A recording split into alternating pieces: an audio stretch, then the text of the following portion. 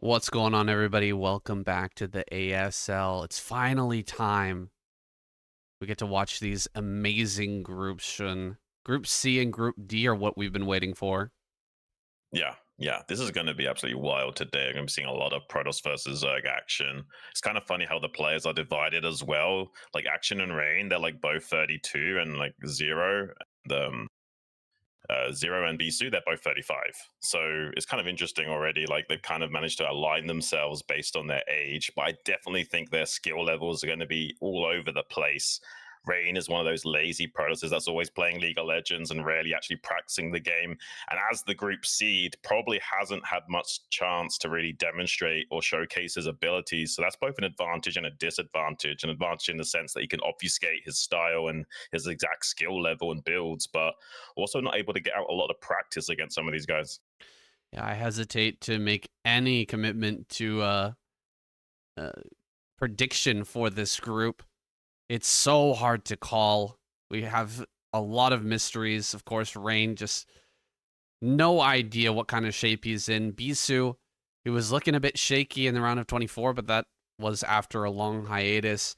He may be back in shape now. Guys, if you're just joining into the stream, we will be on mute. The game sounds or the background will be on mute because there is some music here that can't be played on YouTube. But then once we get into the games, the sounds will be turned on. So just letting you know that there's nothing wrong with your PC and there's a clean stream coming up for the games, guys. Nice. I'm super looking forward to this group saying the only guy I'm not super confident about is Action, this guy in the center of your screen right now. I do like him a lot. He actually does have some of the best defiler control in the entire scene. It's just he's not really been on form lately. I've not really been impressed with his ability, and has been knocked out quite a lot of times during the round of 24 and round of 16. It's been such a long time since this guy can break through to the round of 8. I have a feeling he's going to have a really difficult, arduous task of breaking through here today as well. Yeah, if Action makes it through, that would be a bit of a surprise, but really, there could be any combination of two players getting into this or getting into the round of 8 through this group. Same thing with Group D, man. Group D is insanely strong. All round of 8 players. I was thinking about making a prediction for that group, and it's almost impossible. Like any combination of players could get through that group. Yeah, my money would be on Snow and Hero, but that would be just what my heart is telling me, that it's very hard to call that group. This group as well, my money would probably be on someone like Zero and Rain or Zero and Bisu, that combination. It's just a matter of how this group stage pans out. Like, say if Rain wins against Action and Bisu wins against Queen, then it's Rain versus Bisu in the winners match. Then I think Raiders getting out of this group. His PvP is monstrous. Well, if you twist my arm, I guess I'd probably say Rain 0 make it through.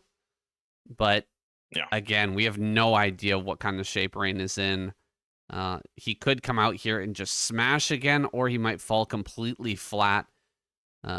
Depends on how well his streaming is going, I guess, or how much interest he has in the game right now. He's playing a lot of League of Legends. That's all you need to know, sir. Doing streams with lots of girls as well, going to Korean barbecue and that sort of thing. I've seen the photos. Yeah. This guy has a good time. Oh, he definitely has a good time. He's making money doing what he loves, and we can't really fault him for that. He's living his best life at the end of the day. Interesting style choice as well. He's kind of got these like flared pants on right now, covering up most of his shoes. It really does seem like the baggy style is in like full swing in the scene right now. Rain also looking pretty calm and calculated at the moment. He hasn't really been tested, though. With this seed from placing high in the previous tournament, we don't really know where he is skill level-wise. Yeah, I mean, we could kind of guess. We could try to make assumptions here about Rain, but we're not going to know until we load up into this first game whether he's capable of taking on Action or not. Action has been grinding like a monster. Obviously, he is right on that borderline of getting into, round of 4, top 4 type run in the ASL. So he's just probably practiced like crazy. And yeah, I wonder what kind of plan he's got here for Rain. I hope he's got something sneaky planned and that he's a lot more confident than he lets on. In the group selection a little bit, he did seem to be a little bit downplaying his abilities, saying he's not doing so well recently. It is true, though, he hasn't really been performing his best as of late, and it's been a long time since he was able to break through into like a round of 8 or something in the ASL many seasons ago. It's been quite some years, like 5 or 6 years it's been now since he was actually breaking through to like the top echelons of the tournament. Hopefully he can maybe make a good run of it today. I do think if he somehow gets a win over Rain here, this is going to really set the tempo for the entire group in terms of what mirror matchups we get and how the other guys can break out. Like, I think if Rain wins here and Bisu wins, like I said before, Rain will have a very quick exit out of this group into the next stage because of that PvP prowess that I think he's got. Yeah, I would probably put my money on Rain in a PvP versus Bisu. This guy has been practicing quite a bit. We know that he did take a little bit of a hiatus, but he's been coming back into his own once again. We've always expected Bisu to go deep, but he's actually looking like maybe he could, maybe not this season, but maybe next season he could put like a finals or at least a semifinals on his record here in ASL. It's just, he's kind of fallen short of expectations, and I was a little bit disappointed on his performance in round of 16. Or round of really 24, shaky. sorry. Yeah. Round 24. He did look really shaky in that group stage. Some of the biggest blunders we've seen in ASL history, especially in times recent, with forgetting Storm and what have you. So hopefully he can fix whatever's going wrong with his play for this time around, and hopefully can break through to the round of 8 and join the rest of the players we've got, which is already looking insane with the likes of Soulkey and Light and Jaedong even breaking through along with Best. I mean, there's just absolute monsters in the round of 8 already. I would like to see the other 4 players joining them being equally monstrous. Yeah, he was only one-upped by Tyson in that round of 24, man. My goodness, Tyson making some massive errors and throwing some games that should never be thrown. I bet JYJ was looking at him. Yeah. Like, come on, bro. That's crazy, right? JYJ must feel salty after that. Yeah, he's probably watching those replays or watching that stream going, man, if only I had played a little bit better in that qualifier. Yeah, yeah. There's 0 there on the end. Queen looking pretty chill like he usually does. This guy isn't too phased by this tournament stage. He's been around for a very long time. Not quite as long as maybe Jaedong, but, you know, almost as long as Jaedong by about a year or 2. So definitely these guys are going to be feeling pretty chill that day. None of these guys are really going to be phased out by the psychology of the event nearly as much as some of the newer guys will be. So I'm hoping we'll see very stellar caliber of play out of all of them. Oh, that's for sure. Yeah, these guys are seasoned veterans. They've been on the stage many times before, and stages in the Kespa era as well. Rain, he was playing in a lot of StarCraft 2 tournaments also. These guys are seasoned with a very high pedigree. That's why we're so excited for this group. It's very hard to call with all of these great players. I'm feeling a little bit scared for Action's chances, but I really can't wait to see how this first game goes. Right. I'm just ashamed that we won't get to see any of that Defiler control against Terran on Metropolis from Action. He's one of the best in the business in using Defilers, and at maps like Metropolis, you can, you know, kind of like hide a hatchery in the corner of those bases and sneak a Nidus there, and, you know, take bases in a safer way and a much more maneuver style warfare. And he's one of the best at doing that. It's a shame we've only got Zerg versus Zerg, or Protoss versus Zerg, or Protoss versus Protoss this group stage, unfortunately. So I'm hoping he actually doesn't get knocked out, just so that he maybe gets a Terran in the next round of 8, and we can see some of his Defiler control. Hope you guys are excited in the chat. We're going to get some PvP soon. 2 Zerg players casting a PvP. That should be fun. We'll also get some ZVZ here, so maybe we've got more intuition or more experience in that matchup anyway. So yeah, I'm looking forward to more about Terran versus Terran than PvP, right? Yeah, I think so. That's kind of funny. hopefully we get maybe we'll get a ZVZ Action versus Queen. That would actually be a lot of fun. Maybe we can get a long game out of those two. Action's Yeah. one of the two players who's involved in the longest ZVZ in ASL history. That ZVZ that went to Hive and Ultras and Queens and everything. Yeah. If you are really good in that matchup, it's actually not as rare as it used to be getting into that Hive tech. These guys have kind of mapped it out a little bit better now. And you do see occasionally that game where Plague is involved or Devourers are involved. And it's really rare you see Ultralisks involved. But yeah, these guys are that good that they can take it to there. If you guys are wondering, like, what the heck are we talking about? ZVZ with Ultras, it is possible. It is actually possible. Once Defilers are out and Lurkers are holding positions, sometimes you need a little bit of extra beef to break through there. Lurkers don't do a lot of damage to Ultras. Who'd have thought? Yeah, they don't do a whole lot. And Ultras can kind of cleave through them. Of course, Queens, Broodlinging Ultras, one of the most cost-efficient things in the entire game. But it rarely ever happens, so we're not going to hold our breath on that one. We'll see if Queen and Action even end up matching in the way that this goes out. If one of these guys gets through in the winners match, then we probably won't even get that CVC.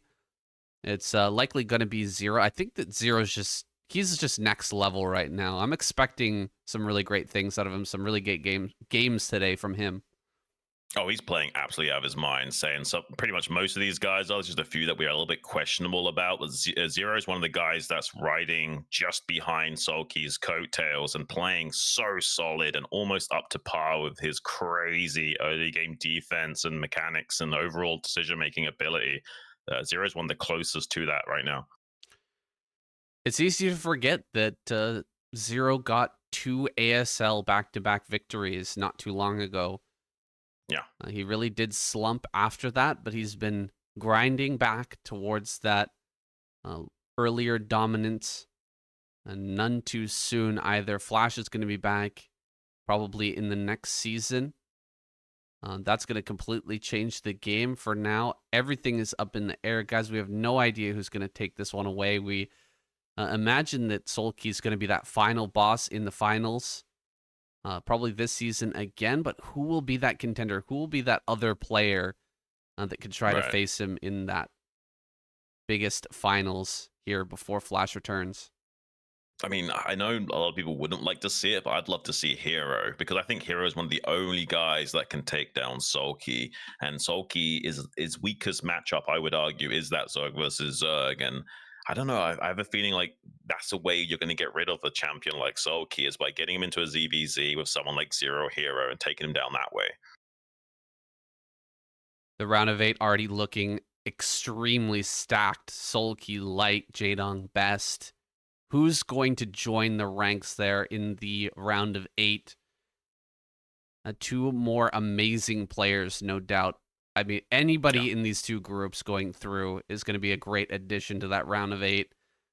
I'm just really excited to get into these games, dude. It's going to be really... It's so hard to tell what's going to happen. I'm sure it's going to be explosive. Yeah, I'm super excited saying it'd be nice to see Bisu join the round of 8 just so we've got 2 of the original 6 dragons up there alongside Best would be pretty cool. Once upon a time there was a lot of Protoss dominance going on and there was the 6 dragon players, even players like Callan Free, who we don't really see a whole lot of these days. They sometimes still try and qualify, but they don't really break through, unfortunately. So it would be cool to have at least 2 of those dragons in Best and Bisu breaking through to the round of 8.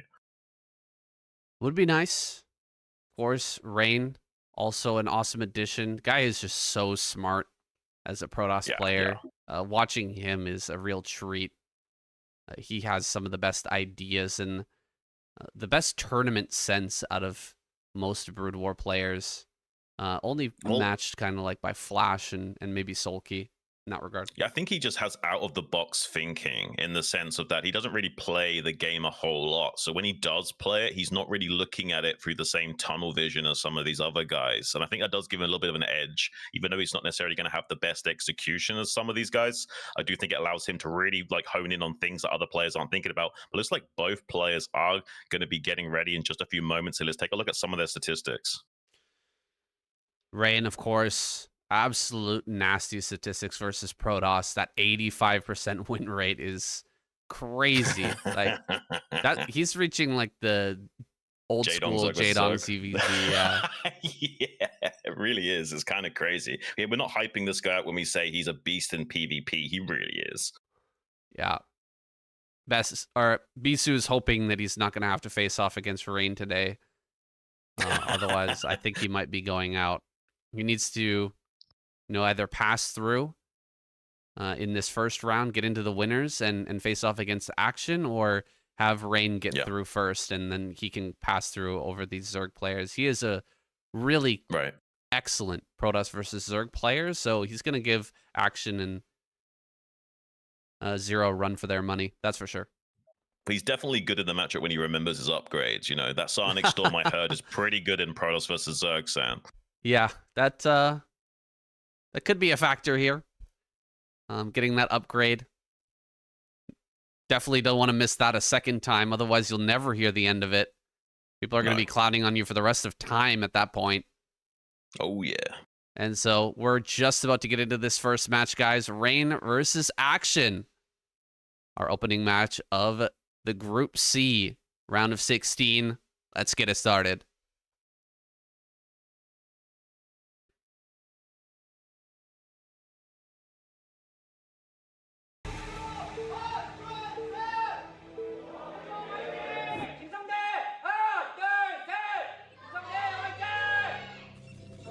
All right.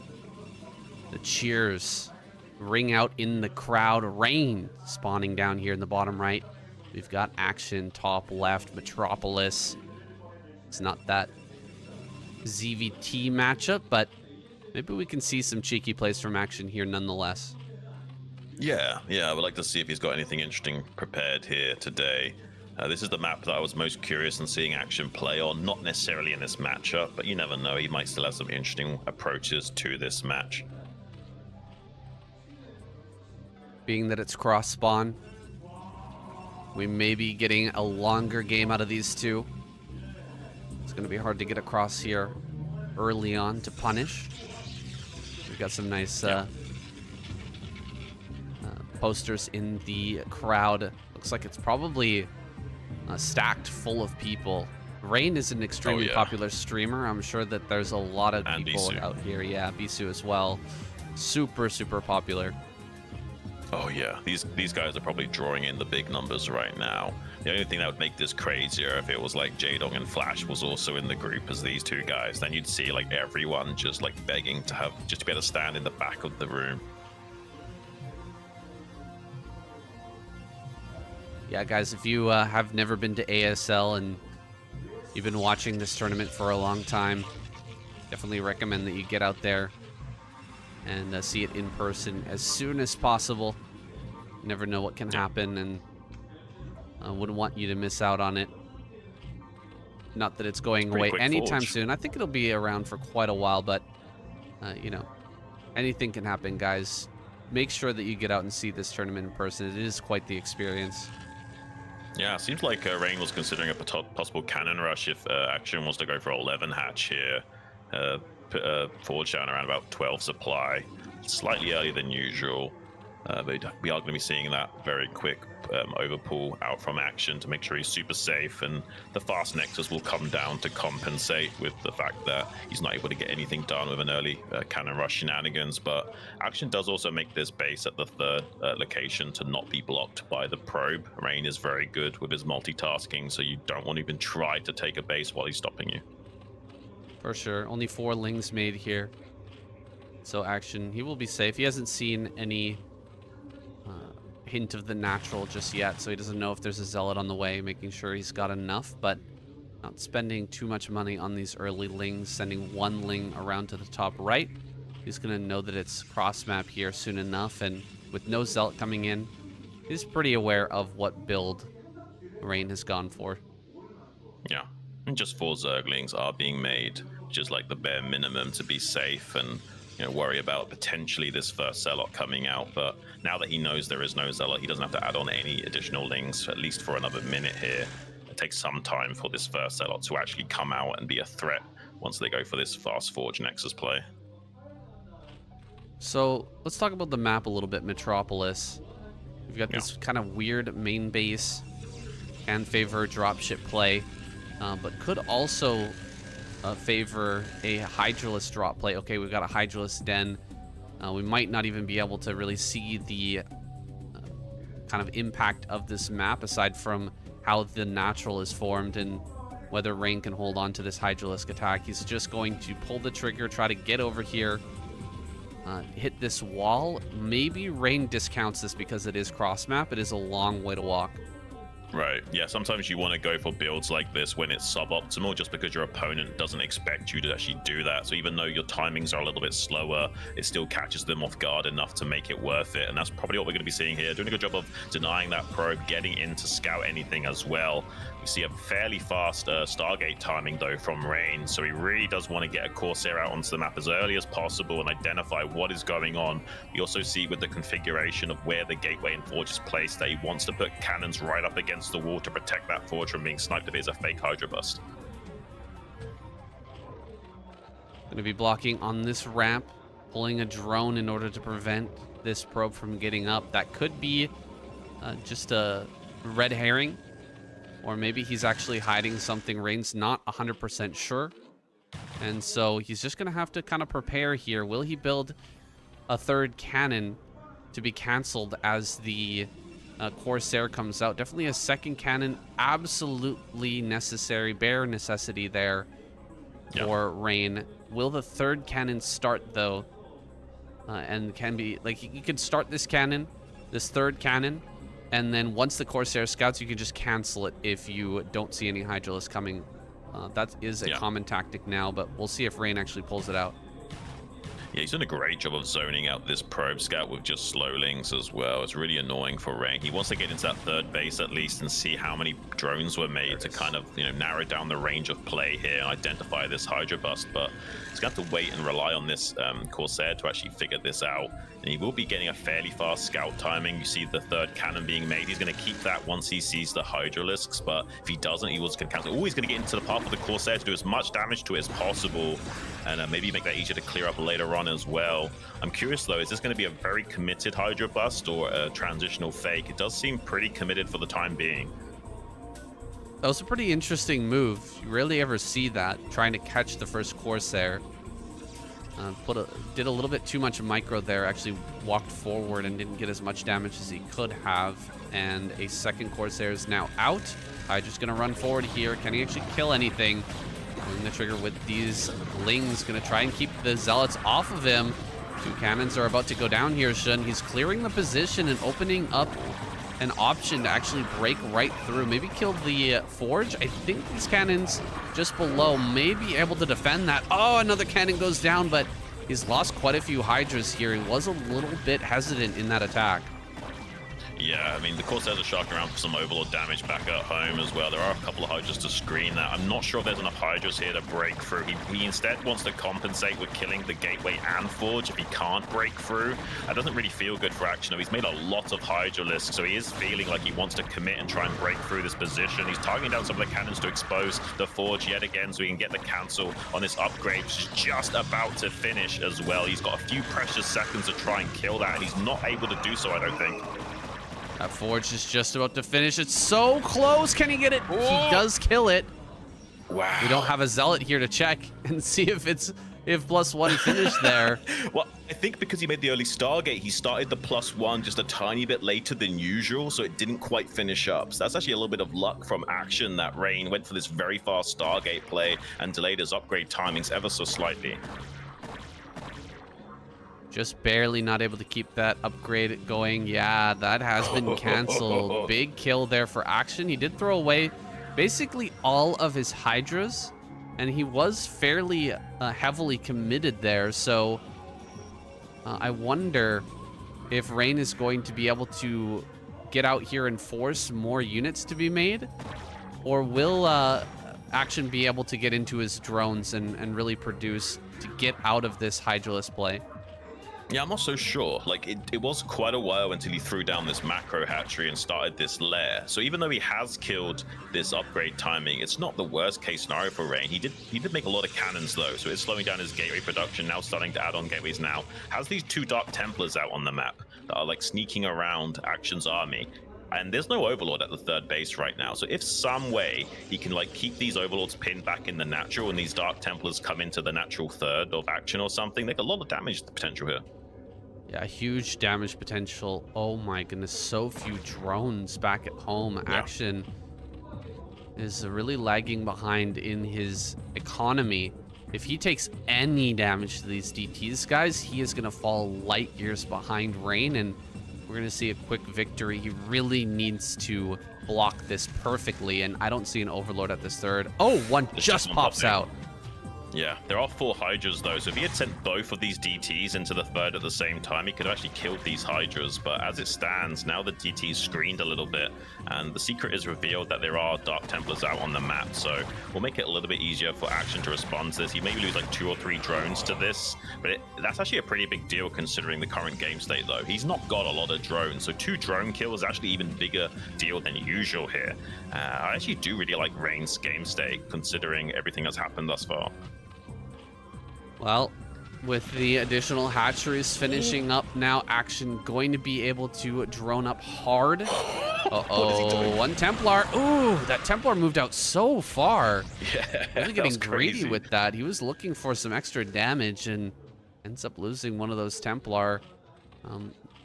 Could have some effect in this next push. When Rain finally comes out, he's going to need every single storm he can muster, and those early Templar do build up a lot of energy while waiting for that army. And Action's going to make a lot of Mutalisks right now to try and snipe these high Templars. He needs some kind of tempo swing in this game. You can see Rain knows that the Muta switch is so likely. That's why we see these additional cannons being made in the mineral line to kind of buffer and screen against that when it does transpire. I'm not sure if this is going to be a strong enough switch from Action. It's going to come down to how he can actually shark around and find these high Templars. It looks like Rain is already going to be powering up to 3 bases very quickly. Maybe Action can just run on top of this army and actually kill these Templars. I mean, Dragoons do not protect high Templars that well in small numbers, so maybe Action could just bowl Rain over here with this greedy 3rd. Not enough Corsairs in this army. Just 1 Corsair, and now Action can spread all of his Overlords. Here he comes. He's going to be looking for those Templar. Get over here and snipe those 2 on the right-hand side, and then the Hydras can do the rest. Here he goes, diving in on top of this. 1 Templar goes down. He baits the storm and throws some glaives at that 2nd Templar, picking it off as well. Very nice play there from Action. Can he find any more? There's a lot of cannons here at the natural, so you may not want to commit. We'll look for some probe kills, though. Let's see the storm. All right, does eat some of that storm, but forcing out another spell from this Templar. Can he get that? Not quite. Doing some good damage, though. Rain has not been denied this 3rd base, though. Yeah, Rain needs to be a little bit more careful with his Templar positioning. He's being a tiny bit lazy with that, but so far so good for him. He's still kind of weathering the storm against Action. Even though he hasn't got that many Corsairs, actually just barely enough to chase these Mutalisks away. Some additional will show up to try and volley back these Corsairs, though. But yeah, I think like Rain's done an okay job in this so far. I don't know if I think he's going to win this game, though. I mean, Action is an absolute macro beast when he gets underway.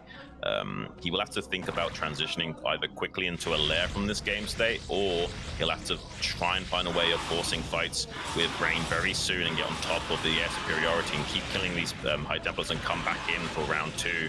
So far, it seems like he's just trying to harass and hasn't really even thought about throwing down that Queen's Nest. Or maybe he's just thrown the Queen's Nest down just recently. Yeah, I think you meant Hive there, and I totally agree. Wow, look at that drone line moving up towards top center. He's going to fully saturate that and can indeed switch into Hive if that's the way he wants to go. I mentioned earlier about this, but Metropolis is great for drops. That is another option. He could stay on Mutas and Hydras and try to get into drop play, start to drop the main. It's very difficult to defend up in the back of that main base and this third base, which is out on the map. Yeah, I like these Mutalists playing cleanup on R5. Some lost mining time, though, for action. So that's some benefit towards Rain. Needs to be careful not to lose any of these units out for free on the map. Wait for these armies to actually rejoin one another. Needs all of his Protoss brethren to fight as one singular unit here. It's a very strong army once they do come together. And it doesn't know the Mutalists are finding the storm killing that they need to make this work. I think there might actually just barely be enough meat to this army to put some pressure onto action. It's just very difficult to come up this ramp.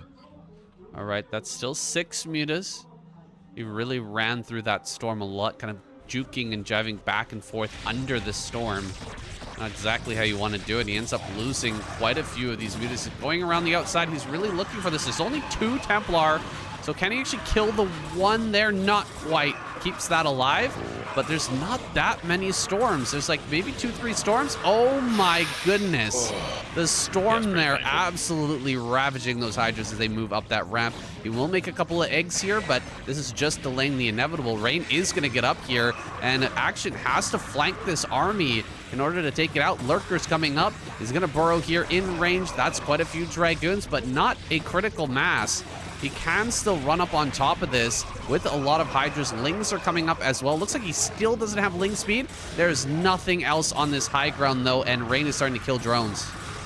Yeah, I mean, this is really unforced for action because there's no more Storm available to Rain for the time being, but it doesn't matter. There's still a better engagement for Rain. Exactly what I was worried about was him coming in and putting on way too much pressure onto that 4th base, and Rain does get it done despite losing some of those High Templars to the Mutalist play of action. He just didn't have a strong enough economy after that Hydra bust in the early game, and Rain is going to be joining us in that winners match, and if Bisu wins and we get a PvP, who knows? I think Rain is going to be going out of this group 2-0.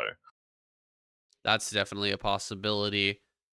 We'll see what happens between Bisu and Queen, but the path is kind of set here.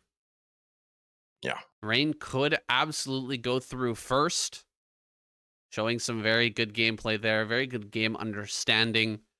It's rare to see a Protoss player build the Corsairs, then stop building Corsairs, and then when the Mutalist tech switch comes, start building them again.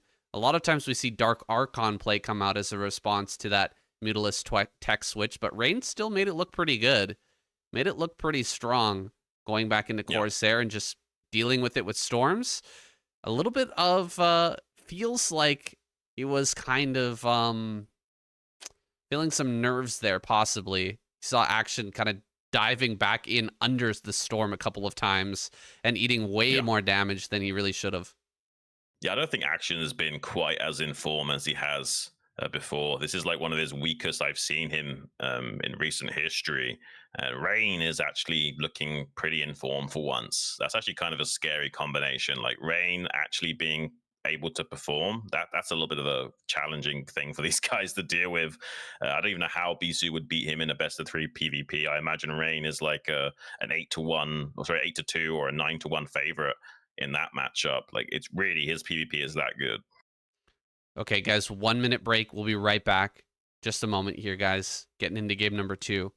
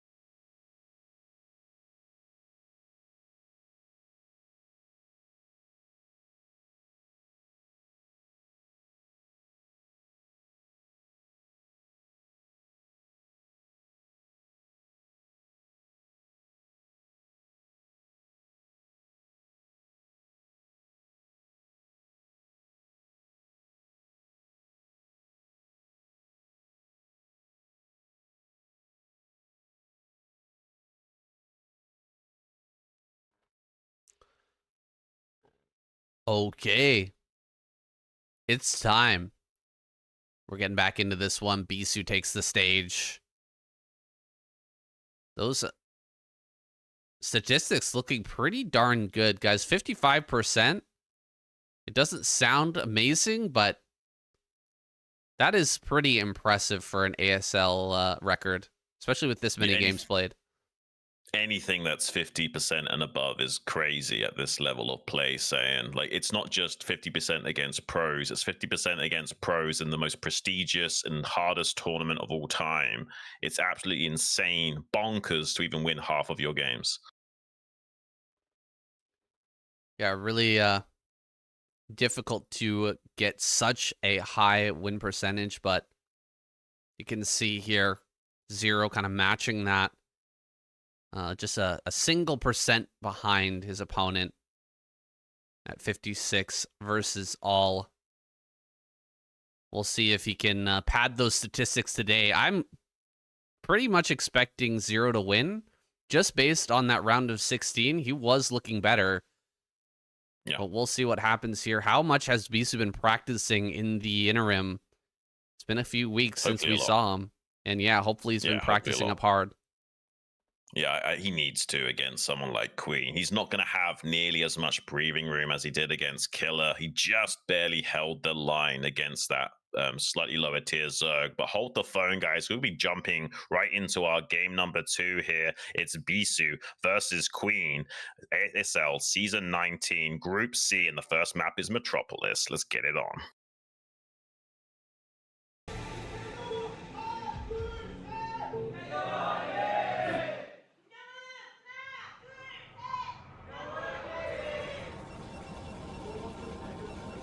Here we go. Bisu on screen there in top right. Zero top left on Metropolis. Gets the same spawn as Action. Can he have some better luck against this longtime opponent in Bisu? Yeah, I hope so. I hope it goes a little bit better. It was a little bit of a shaky game from Action, and the transition was a little bit weak. Rain managed to get the better of him. Okay, this is Queen. Yeah, he's getting a little bit red rocket to the sky there. He's predicting that this is going to be Queen's season. To the moon, Queen. AKA Zero, guys. He's changed his name a couple times. Back in Kespa, he was known as Zero. Now is back to that name. At least as far as we can tell. It's still in-game. He's using the moniker Queen, so registered himself as Zero and then uses Queen in-game. That's kind of silly. Yeah, a little bit silly. So what's your predictions here? Is Queen going to dispatch Bisu? Is Bisu going to make some silly mistakes again? Or are we going to have a much more stronger form of Bisu who's now going for Gateway first? Feeling confident when you go for this line of play? I think Queen can take him. Just based on that round of 16, I do think there are some... Yeah. There is some shakiness from Bisu. I'm sure he's been practicing in the interim, but if Bisu's just been trying to warm up and get back into it, Queen has been dedicating himself to figuring out how to dispatch this man, really working on his strategy and putting together the pieces. Let's see how it goes, though. Guys, anything can happen in a best of one. Absolutely anything. Yeah, Queen tried to hide his second Overlord here so that Bisu would have to check the main base, but it's actually a pretty fast enough scout with a little bit of a luck there going Bisu's way, finding Queen first. We'll force this hatchery down at the third location. And with this gateway first, that makes it a little bit more troublesome in dealing with these early Zealot pressure play. Yeah, this... drone getting quite a bit of damage here, actually harassing that drone on the outside. You want the drone to mine on the very far right side of that patch at the bottom, and because it does do a bit better job returning, and we like to call it vertical mining, but it does leave it a little bit exposed, and Bisu gets some damage on that. Might be able to two-shot as the Zealot comes in. He's actually gone kind of around these Lings, but now he's decided to head back home, realizing that he might be in a bit of trouble. He actually needs to... Wait. He's coming out with the Zealot. I thought he'd be on the ramp with the Probe Zealot combination, but he's actually going to allow these lings to just run right up inside. He loses the probe. Uh-oh. Bisu already making a bit of an error here. This is not supposed to happen, guys. Usually it's the guy going gateway first is the one who's setting the tempo. There is a pylon that's going to be shutting down these lings from getting a run around, ring around the roadsy on those minerals, making it a little bit harder to get value, but also maybe shutting down the scouting probe is pretty huge. So far, so good for Queen. Bisu is sending out an additional zealot that's now going to turn around. He knows it's a little bit too risky to do that. He needs to come back and play defensive and clean up these lings in the main base. With high task switching of Queen, you can't ignore these. They will kill so many probes if you don't get on top of this. Yeah, for sure. He's already working on those probes in the mineral line.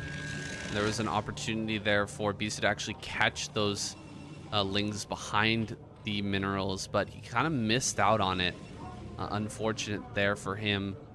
Wasn't in time to just close the hole when the lings were about to turn around. And so these lings are still active here in the main, just looking for that damage, at least looking to draw the probes off the mineral line at every opportunity. He's going to come back in now that the lings have a little bit more HP, and yeah, just force a couple of probes to mine for some different patches. Every little bit helps here.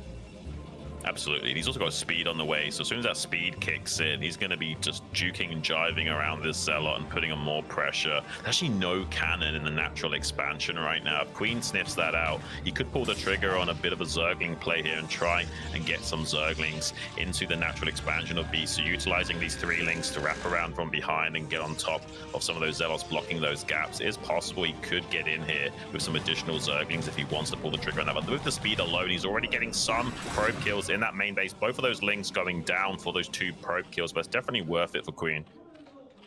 Yeah, he got that ling speed pulled off of gas and was geared up to potentially flood lings. He's got some over here to the side, as we can see. He was waiting for some zealots to start moving out. You can get frustrated as a Protoss player in a position like this. And just think like, man, I just need to get out there and deal some damage. But without 2 cannons, lings with speed can run by very quickly.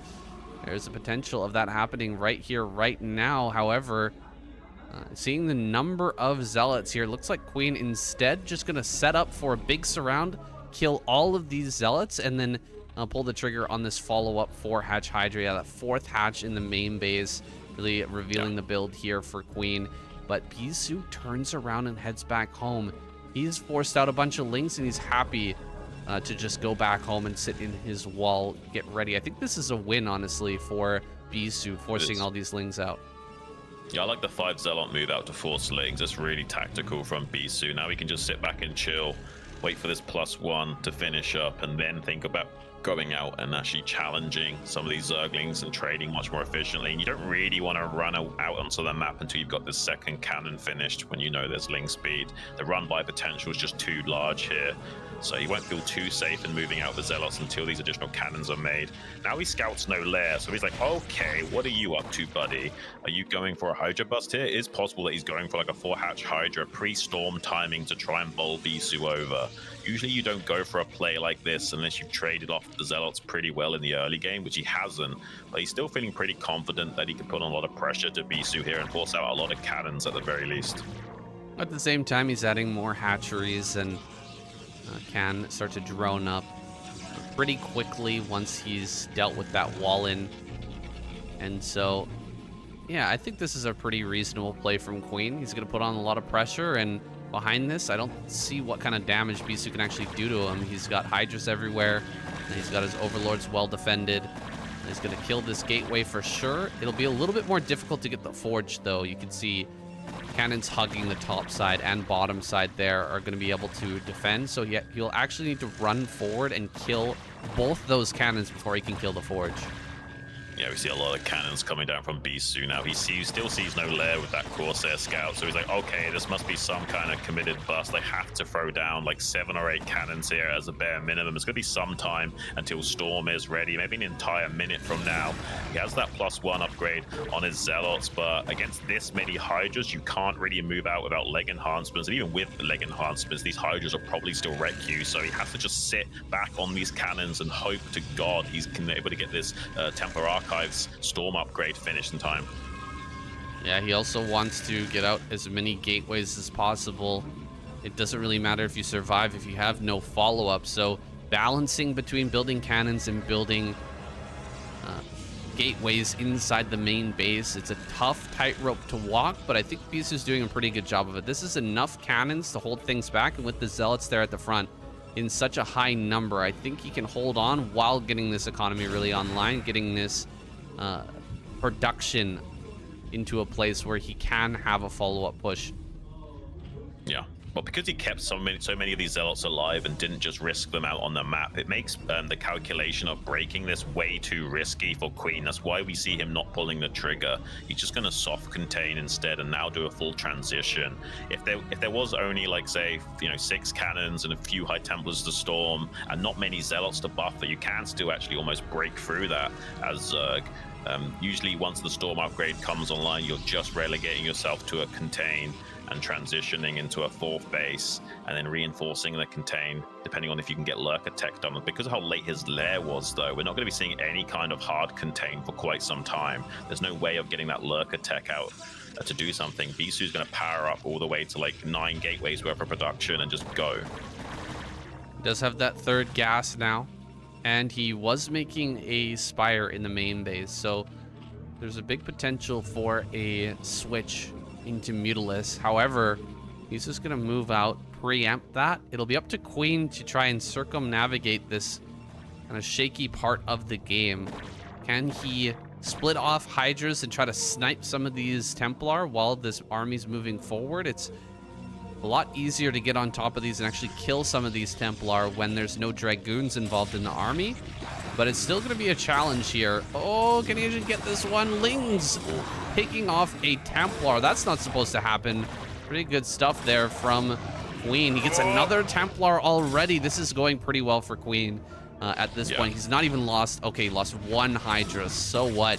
He still has so many forces here, and he's going to loop around. Those Templar are very exposed right now. I'm a little bit worried for Bisu. These are very skinny linebackers that can't quite hold the line and protect these High Templars if you slip up. This is a pretty good frontal engagement with good surface area to work with for Bisu, though. Now he can control the positioning of the Hydras and make these storms way more effective. So many lurkers have been made back in this natural choke point, though, so there's no way. Oh, they're all stacked up, though. If he storms on top of those, he's hold position lurker against these zealots. As you don't usually see that, but that's a beautiful storm on those contained Hydras there.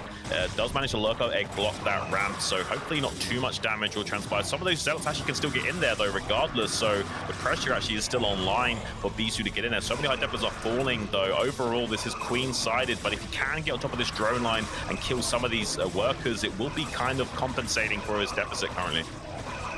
Wow, that's a pimpest play right there. That hold position, you rarely ever see it coming in ZVP. That's like... I mean, I don't even remember the last time I saw that, but really well executed by Queen. It was a dangerous maneuver because the Templar could have thrown down storms on that mineral line. They're right almost in range. And so he waits to the last possible second, just rips those Templar apart, and then holds the follow-up attack. There were some delays killing off some of these drones, but in the end, I think he's still in a pretty reasonable position. However, this attack from Bisu, going out on the map and distracting while sending a drop into the main, this might do some damage. I think that Queen is on top of it, though. Yeah, here comes the Scourge. Oh, sick. Oh, wow. Queen is playing out of his mind, guys. He's even on supply as well. The only thing going for Bisu was that he managed to get a cancel on his 4th base. Queen doesn't mind about that, though. The Protoss is still on 2 bases, and we have Lurker Tech out. Now we can potentially set up for a really strong, hard contain play and get this 4th hatchery up as a bit of an afterthought. There's so many units able to be leveraged for the Zerg right now. Bisu needs to keep these zealots active out on the map to try and keep some of these Hydras and forces pinned down, worried about the possible counterattacks of those zealots. If he can keep some of the... Oh, he catches a Corsair as well. I don't know how Queen is doing it, but he's making Bisu look a little bit silly. Well, Queen is moving through the middle of the army with kind of a ridiculous lurker force. Look at how many lurkers are heading down to bottom right. Is that really necessary, Queen? He's got only 2 up here on the high ground in the top center. These lurkers pushing up there. Definitely not going to take that engagement. Bunch of zealots are just going to be shoved back for the time being.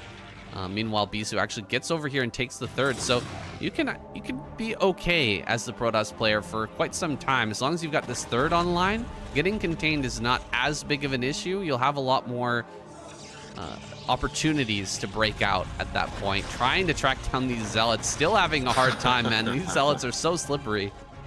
They are very slippery. It's exactly how you want to play as Protoss and just, you know, play keep away. Look at that, blocking the ramp with a lurker on Burrow. He's like, you're going to die in there, okay? Like, he needs to catch these zealots so they don't just cause a constant nightmare for him, countering this fourth base, timing over and over again or running into mineral lines. It's really good for Protoss to remain active out on the map with something. It's like vultures running around in Protoss versus Terran.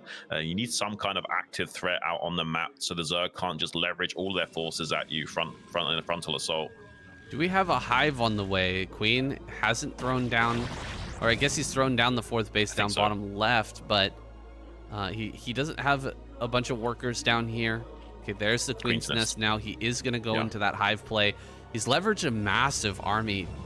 He's actually ahead in supply, and so he's got so much stuff here. Gonna run forward with lurkers. That's a big stack of lurkers, dude. A storm on that could be brutal.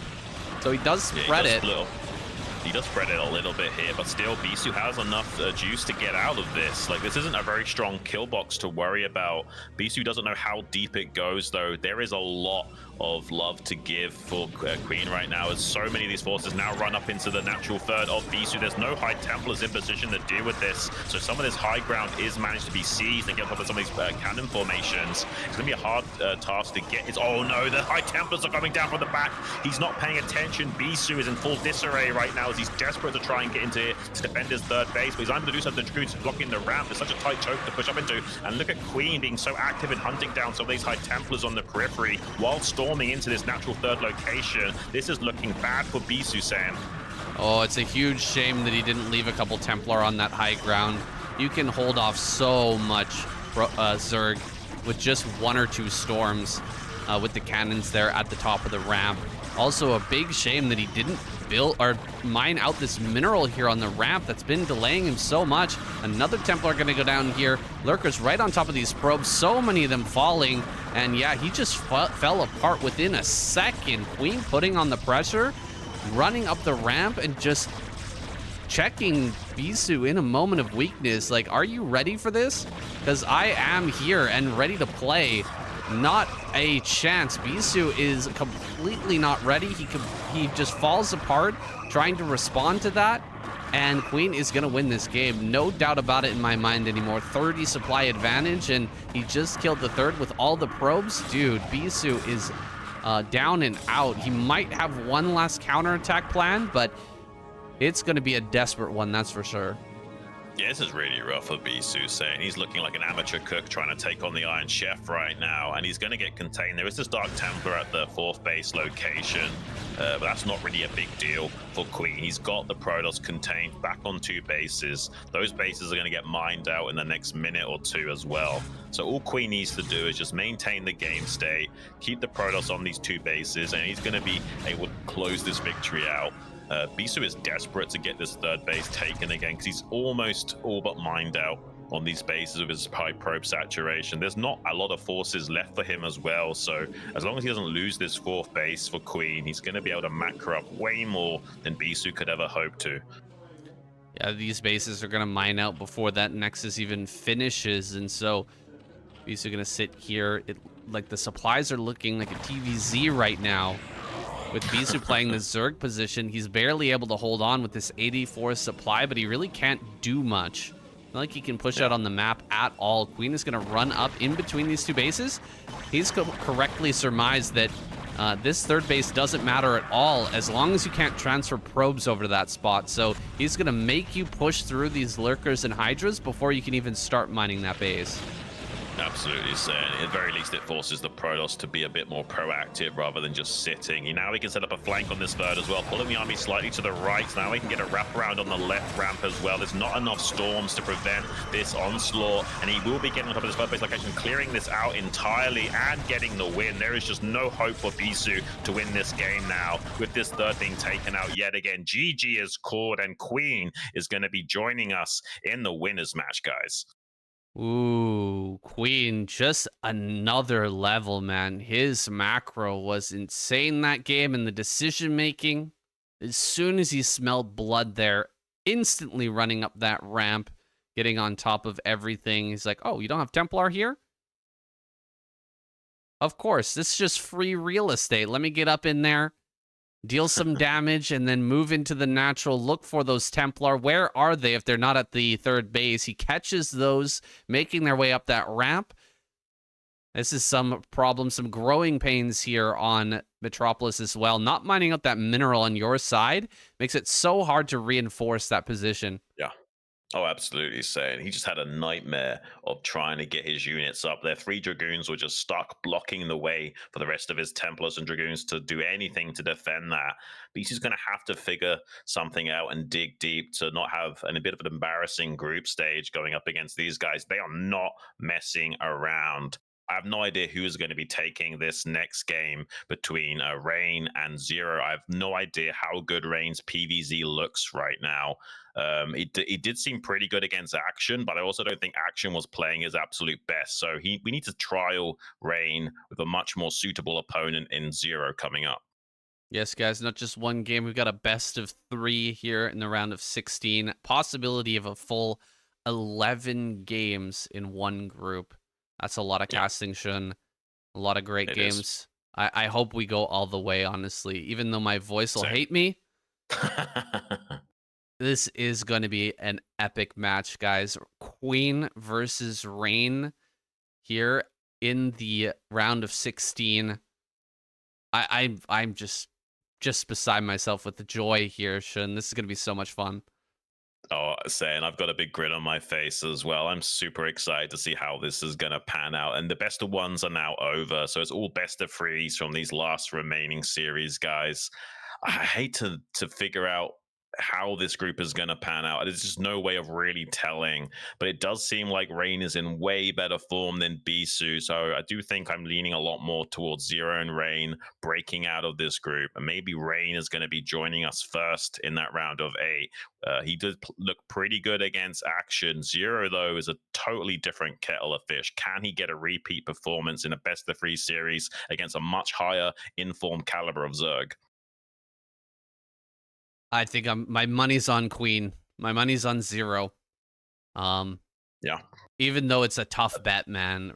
I mean, I don't even know what the betting odds would be on that one. Gotta go to some Korean sites and see what they think, because I'm definitely curious to know.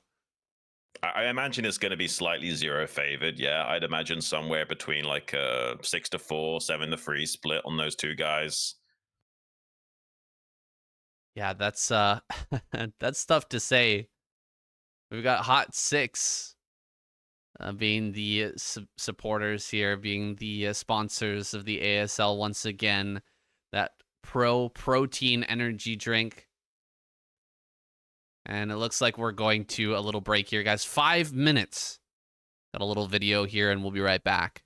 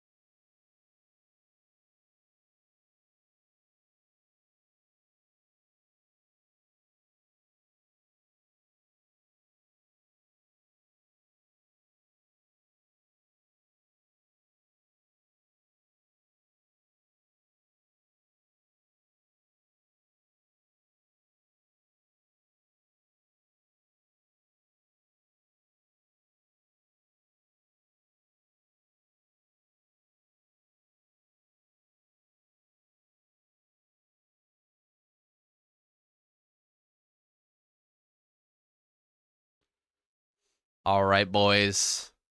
It's time. Reign versus Queen. This match could be a big, big moment. Who's going to make their way into the round of 8 first? Who will have to try their luck competing in that final match? If it's Queen going down here, dude, Queen could take this whole thing. Zero could win this season, but if he ends up losing against Reign here and Action goes through to the final match, a ZVZ, that could change this whole thing. Like, Queen could end up getting knocked out.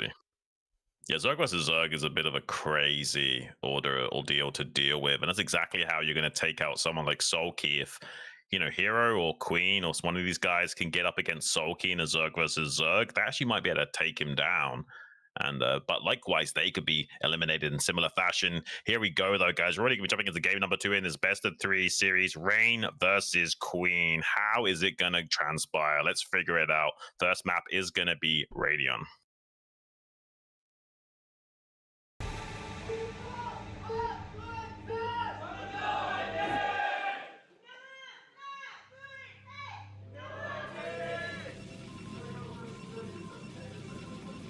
Here he is, Reign.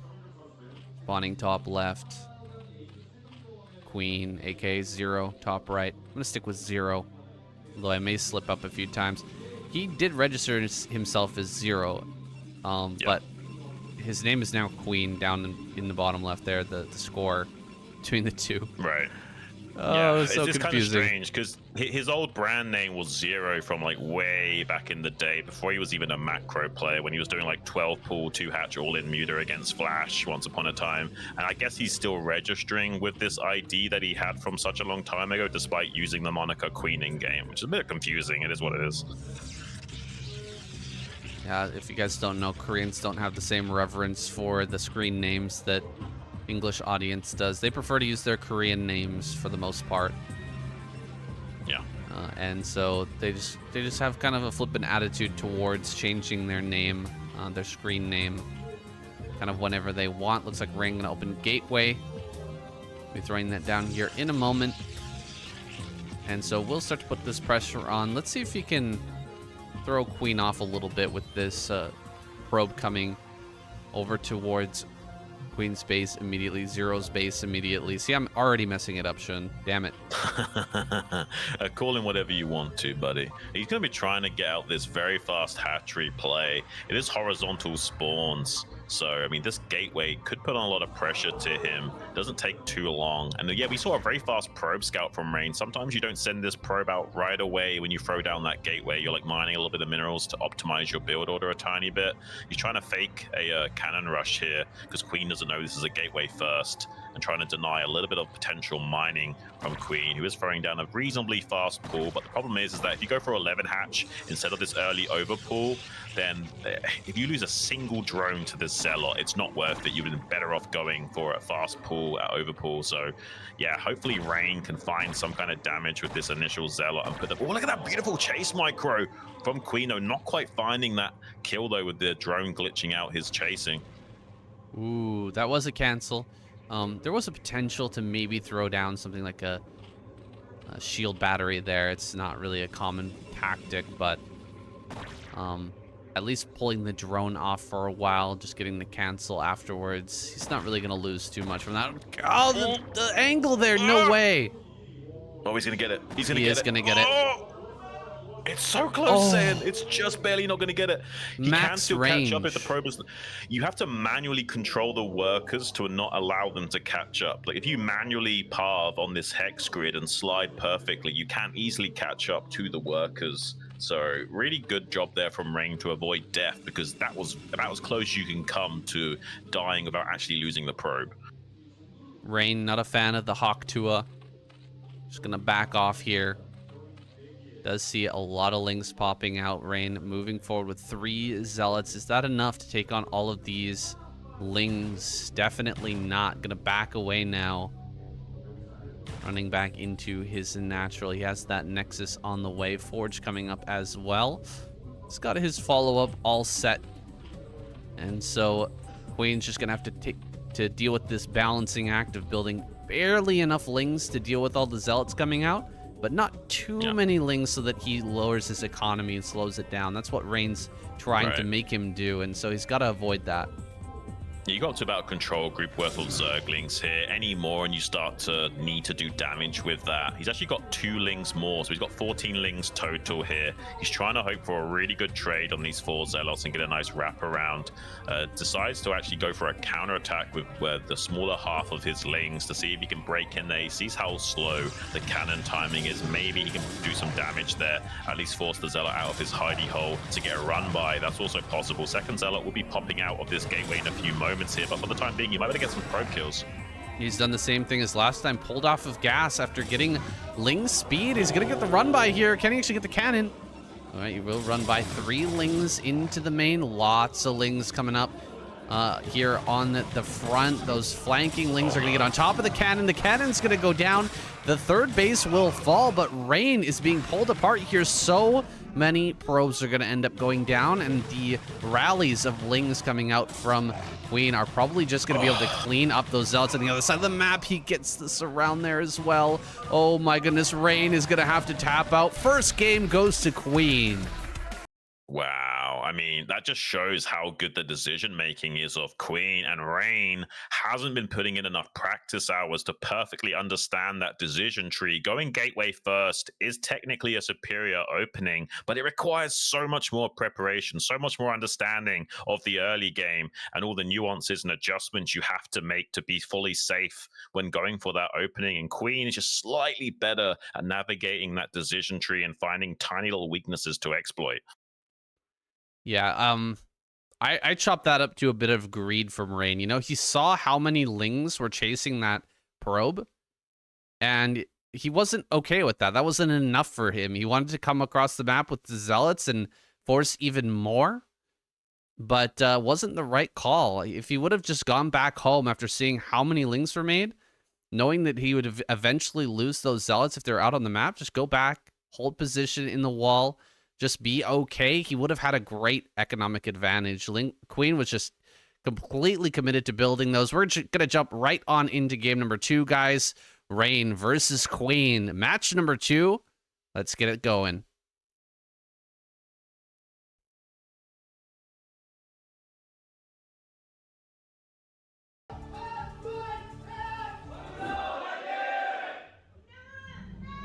After a quick win, Queen feeling very good about himself. Here's Rain on screen now. He spawned in the top right, Queen bottom right. We're on Polestar as our next map. Yeah. And probably the most macro-oriented new maps we've had for a long time, right? Like, this kind of is like the new Radeon in some ways. Oh yeah, this is a good map, a solid map for sure. Hit some of the same beats as Radeon. Kind of reminds me of Polypoid in some ways as well, but yeah, it's like a hybridization of those 2 maps, maybe. So we can expect some high-tier macro games coming out of these players here on Polestar, but we need to get through that early game. Maybe Rain doesn't have quite the same grasp as Queen on how to walk that tightrope. Definitely gonna have put the fear of God into Rain after that first easy ling bust. He's not gonna be moving out too casually with the next zealots he sends.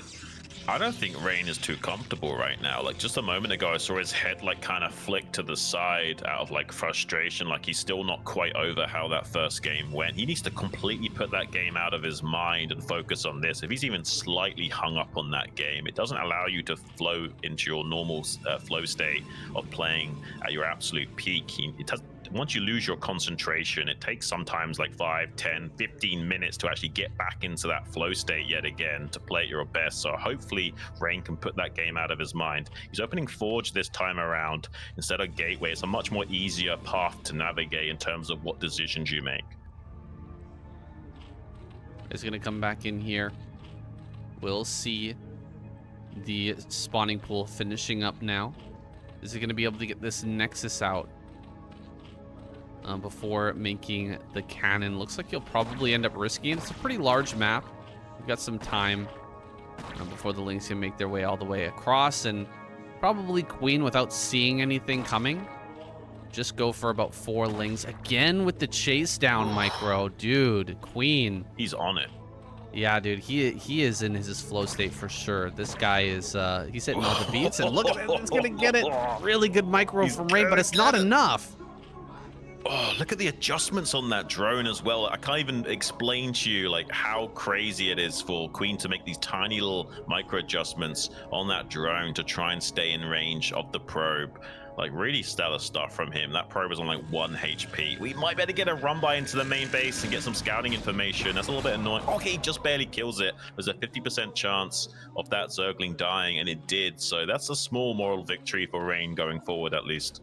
Yeah, 50-50 shot on the high ground. Flips the coin, and Rain is going to be able to deny that scout. Nexus will be finishing up here soon. Queen was forced to send, or to put his other hatchery down at the 3rd immediately. And so he is a little bit out of sync. However, this is not an uncomfortable position for a top tier Zerg. You've been here many times before. Rain gonna slip a probe out, but Queen actually saw that, so he can also try to block any scouting coming into his main base. Has already 2 Lings on that ramp for that purpose. Rain really having a hard time pulling the wool over Queen's eyes at all. It really seems like Queen's on top of everything so far. It does seem like that, Saiyan. One thing I'd like to point out is one of the strengths of Zerg is being able to secure an early 3rd base like this. It does allow you to optimize your mining quite incredibly. You can send your drones to the best mining patches that are as boosted as possible. With fewer workers, you can achieve larger amounts of mining optimization. And that's one of the biggest strengths of Zerg. Even though you can't make workers and units at the same time in terms of how much lava you've got available to you, you can optimize your mining patches really heavily. Like you see these boosted patches at this 3rd base location, really churning away the minerals with the bare few workers. That's a mineral only right there, hey? So the mineral only as a 3rd base does limit your options ever so slightly. For example, you can't just throw down a 3rd gas and make a bunch of mutas and try to ogre Zerg him. It's is not it? Mineral only on this map. It's not. Okay, it's got a gas there. Apologies. Yeah. With that 3rd gas, still has that option. And we'll see if he wants to pull the trigger on that. That can be a really difficult strategy to hold. Oh, this probe going to come up the ramp, but he waits until... You can see that he holds the Lings back so that the probe can find the pathing as it's coming up to the ramp, but then he moves forward as the probe approaches the ramp to just block it and kill it. Really good stuff out of Queen. Really no counterplay for Rain. He thought that there was a path open to him to get into that main. Yeah, thus far nothing too crazy from either side. Seems like very standard stuff. All the timing seemed pretty crisp. Well, it's just fairly early Templar archives actually out of Rain. Is this going to be said DT or something? Like, the only thing weird about this play is how fast this Templar archives could potentially be if he throws it down right now. He hasn't though, so this could be a bit of a mini build as well by getting a slightly earlier Citadel. I'm curious to see if he's going to be delaying when he actually throws down this Templar archives or not. So far we see like a 3-hatch Spire into 5-hatch, 3-hatch Spire into 5-hatch Hydra kind of set up from Queen. Nothing crazy there. This is like one of the most standard ways you can play. I'm curious about this tech timings of Rain because he hasn't decided to throw down a Templar Archive, so I don't think it is going to be like a technical DT rush build or anything. It seems pretty normal, just a slightly faster leg enhancements timing. Been searching for an Overlord. He finally finds one out on the map. Seems like it's the only one he will get, though, before some Scourge start to head out on the map. Queen can then get the scouting information he needs in this main. I'm happy to see Rain play just a standard game. I don't want to see him do anything crazy, like a 2 Stargate Corsair or something like that. I've seen that a lot lately, and it just doesn't seem to work very well. These Zerg players are so good at defeating that style, and Protoss just seem to be hard-headedly going for it over and over again, and I don't know why. Yeah, I'm curious. Oh, he catches a Corsair. That's a big deal, saying he's invested a lot There's the actual Templar cards in the natural expansion. Interesting placement of that. The SimCity of Queen is so good, though. I doubt he's going to really do much with any kind of early Zealot pressure, even though he's getting a fairly early leg enhancements upgrade timing. So he's got these speed Zealots out on the map right now, but I don't think it's going to accomplish much. The Sunken is a little bit exposed at the natural third, and maybe he can get on top of that and kill that. But with some good drone drilling, I have to wonder if this can even do anything. Ooh, that egg right there. Oh my goodness. Such a sick play. Yeah. Yeah, just blocking that out so well. Yeah, really well done. Well, these Zealots are going to get cleaned up pretty easily. Rain not getting any damage with that initial group. Third gas is now on line here. Queen has about that 45 drone count he's looking for. This is what the Mutalisks allow you to do. Just building the 6 here to make sure that he has enough to one-shot probes. 5 is enough to one-shot the probes, and enough to drive back the Zealots means he can just get himself completely set up for a 6-hatch Hydra play. And he will be able to come out on this map with some great strength and try to get that 4th base online. Rain, meanwhile, he is queuing up all of his gateways and starting to pump out this big army. But can he match the late game prowess of Queen with his control and his macro? I mean, it's going to be very hard for Rain to actually keep up. I mean, the gas timings for Queen have been pretty early this game. Second gas was pretty reasonable, and the third gas went down just as he popped that Corsair. So I imagine a bit of an Ogre gamer is what we're going to be seeing. A control group's worth of Scourge and going up to at least 10 Mutalisks to put some pressure on and try and seize away the air dominance from those Corsairs. He doesn't necessarily need to kill Rain with this maneuver, just maybe catch some of those Corsairs and then get on top of the High Templars after the fact. Could be all that he needs to put himself into a very great game state going forward.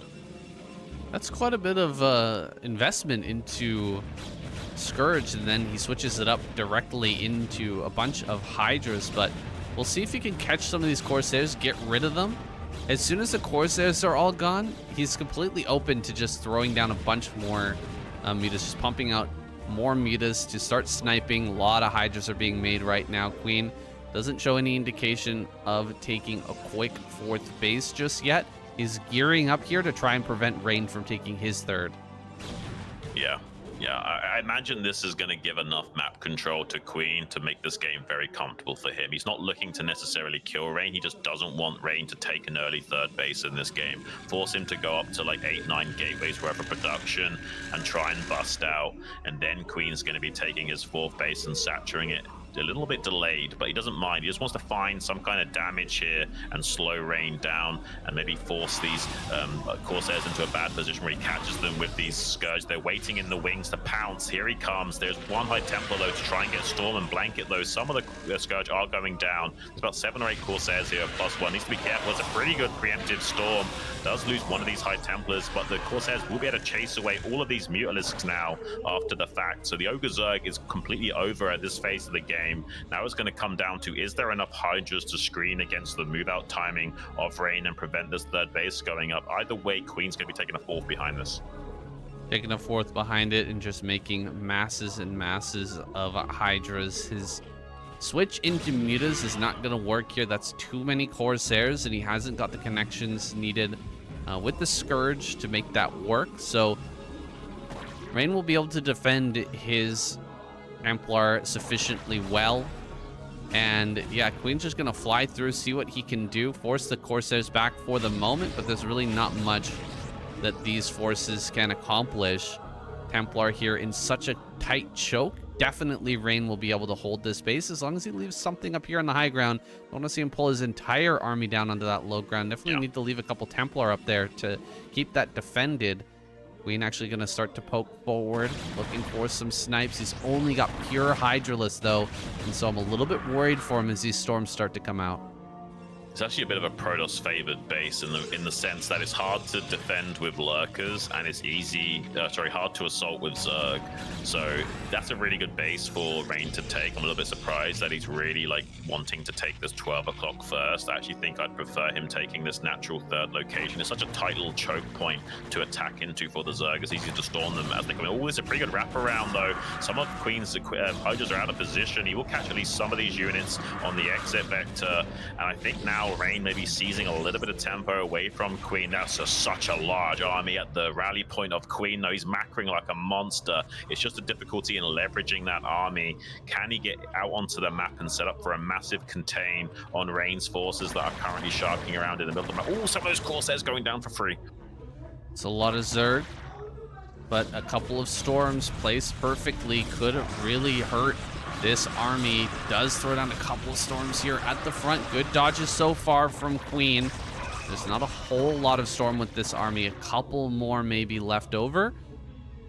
And he will be driven back for the time being. Queen has some more time here to transfer drones over to that fourth base, get his hive play online. Looks like more Corsairs making their way into the natural. He's actually reduced this Corsair count by quite a lot.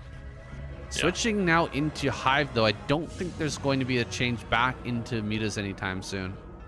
Probably not. He just doesn't have the gas to do that. And there's so many Dragoons now bodyguarding against that kind of threat. It's not the most cost efficient. He's trying to run down into this. He's trying to skirmish with the Zerg and force engagements and then eventually pull away once he's run out of juice in these High Templars. There's not a lot of storms available to him. That's why you see him very quickly tuck tail and run after storming a few times. He's not looking to fight Queen for too long. He just wants to come in and skirmish, then run out and rinse and repeat and just kind of play keep away from the Zerg and not allow the Zerg to set up any kind of flanks or mass maneuvers to overwhelm the Protoss forces. He just wants to keep skirmishing with the Zerg over and over again. He's doing a pretty good job of that. He needs to get some better storms, though, if he wants to start reducing this army supply. Queen at 156. Looking scary. +2 is done on these Hydras and Lurkers. No armor upgrades yet, but he should be throwing down multiple additional evolution chambers soon to begin getting these armor upgrades and attack upgrades for the melee. Lings are starting to be made, but they're pretty useless until you start getting a few upgrades on them, especially that adrenal gland upgrade. For now, they'll just be fodder as the Protoss army pushes in, throwing themselves on the blades of the Zealots to buy that time for the Lurker Spines to come out and actually deal that damage. Here comes a big surround as Rain starts to push forward. He's in danger of being completely engulfed by this army.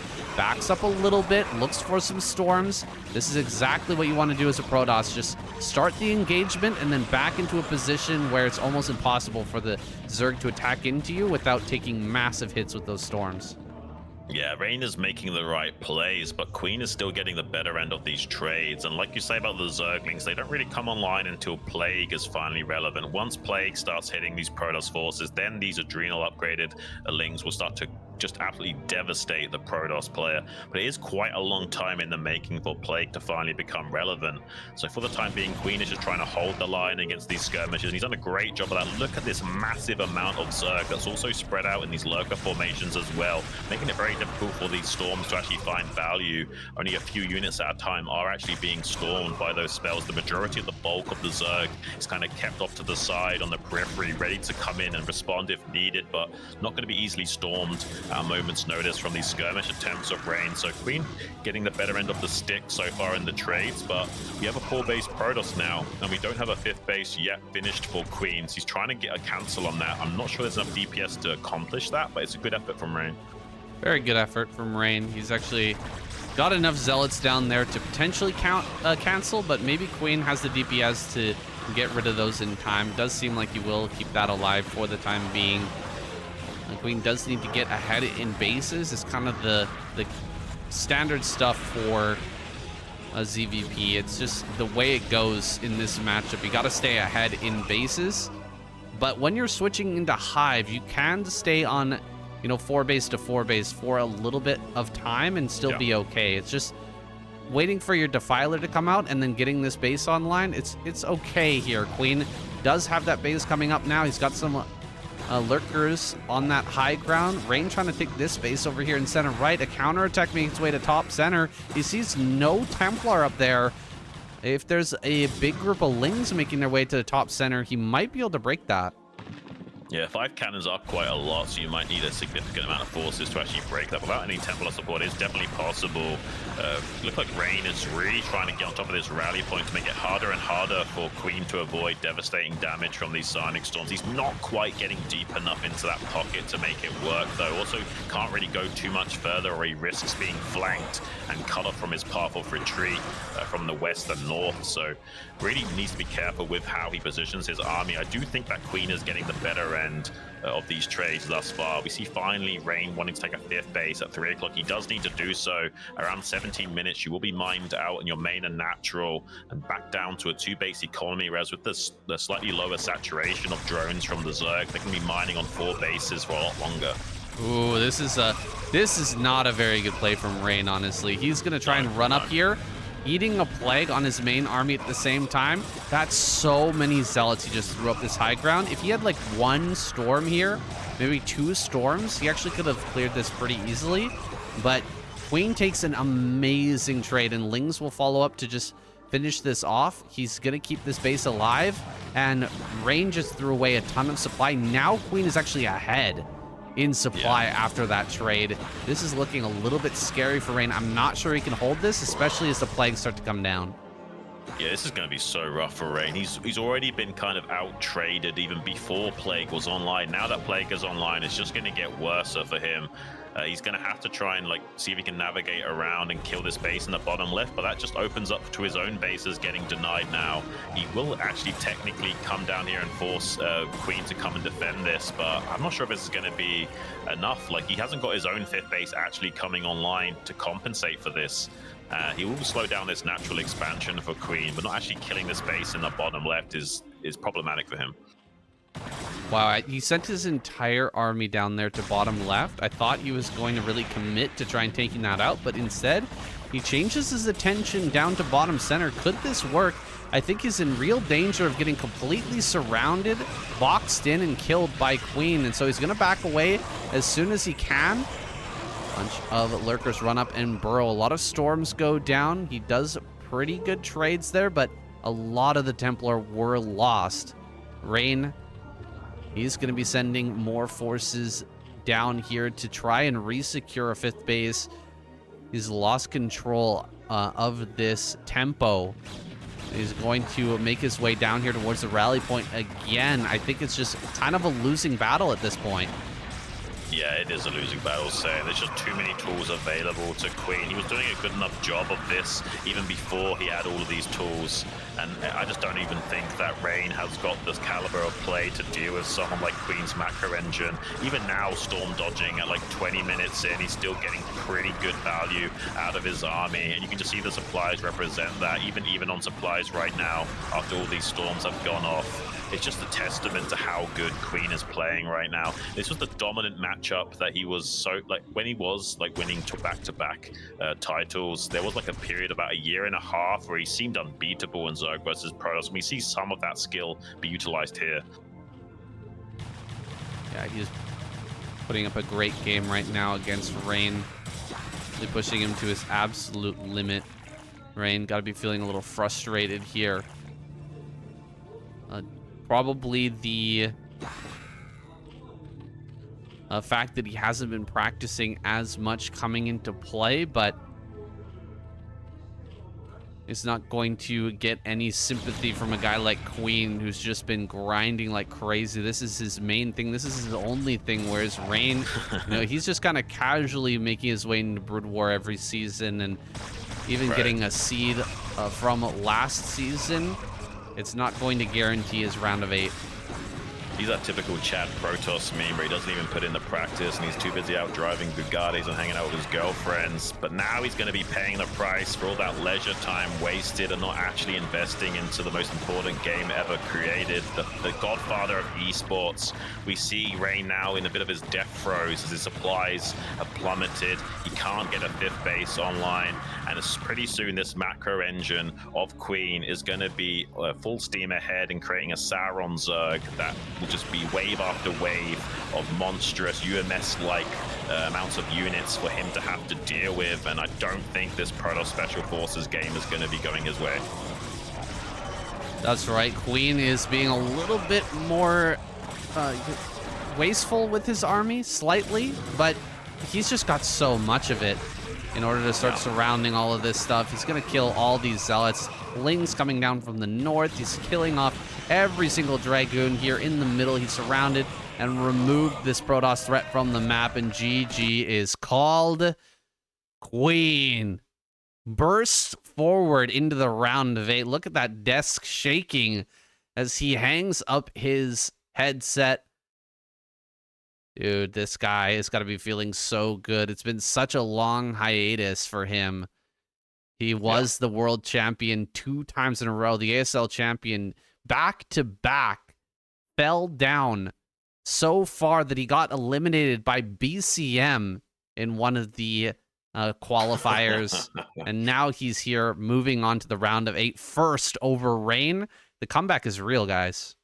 The comeback is definitely real, saying, yeah, a little bit of an unfortunate turn of events when he did get knocked out by not even a caliber of player that was at pro level. Like, we're talking like A to S rank Korean Terran on the ladder. Kind of embarrassing to get BBS'd out of existence by a guy like that. But it happens to the best of them. It's not just Queen that suffered a fate like that at the hands of that player. So we can maybe forgive him. It just happens. You know, this game is so brutal that even a non-pro can sometimes knock you out of the qualifiers. He does seem so, like, just almost impenetrable in this matchup at the time being, though. Sniping observers, beautiful control, doesn't just stack all his lurkers up onto one stormable patch like most Zergs would as well. Does pretty good job of splitting these lurkers into harder to isolate pockets, and you can just see how much storm dodging is going on here. How cost efficient he's being in these trades is kind of insane. He doesn't even have Plague yet or Darkstorm or anything, and he's still out trading Rain. Look at him just killing off all the observers. He's got Hydras running forward. He's got Scourge. Everything is angled towards just getting rid of that vision and delaying this push as much as possible, slowly spreading out into that bottom left and making sure that Rain just cannot expand any further. He did an excellent job here and absolutely deserves that round of 8 position. Who will join him, though, guys?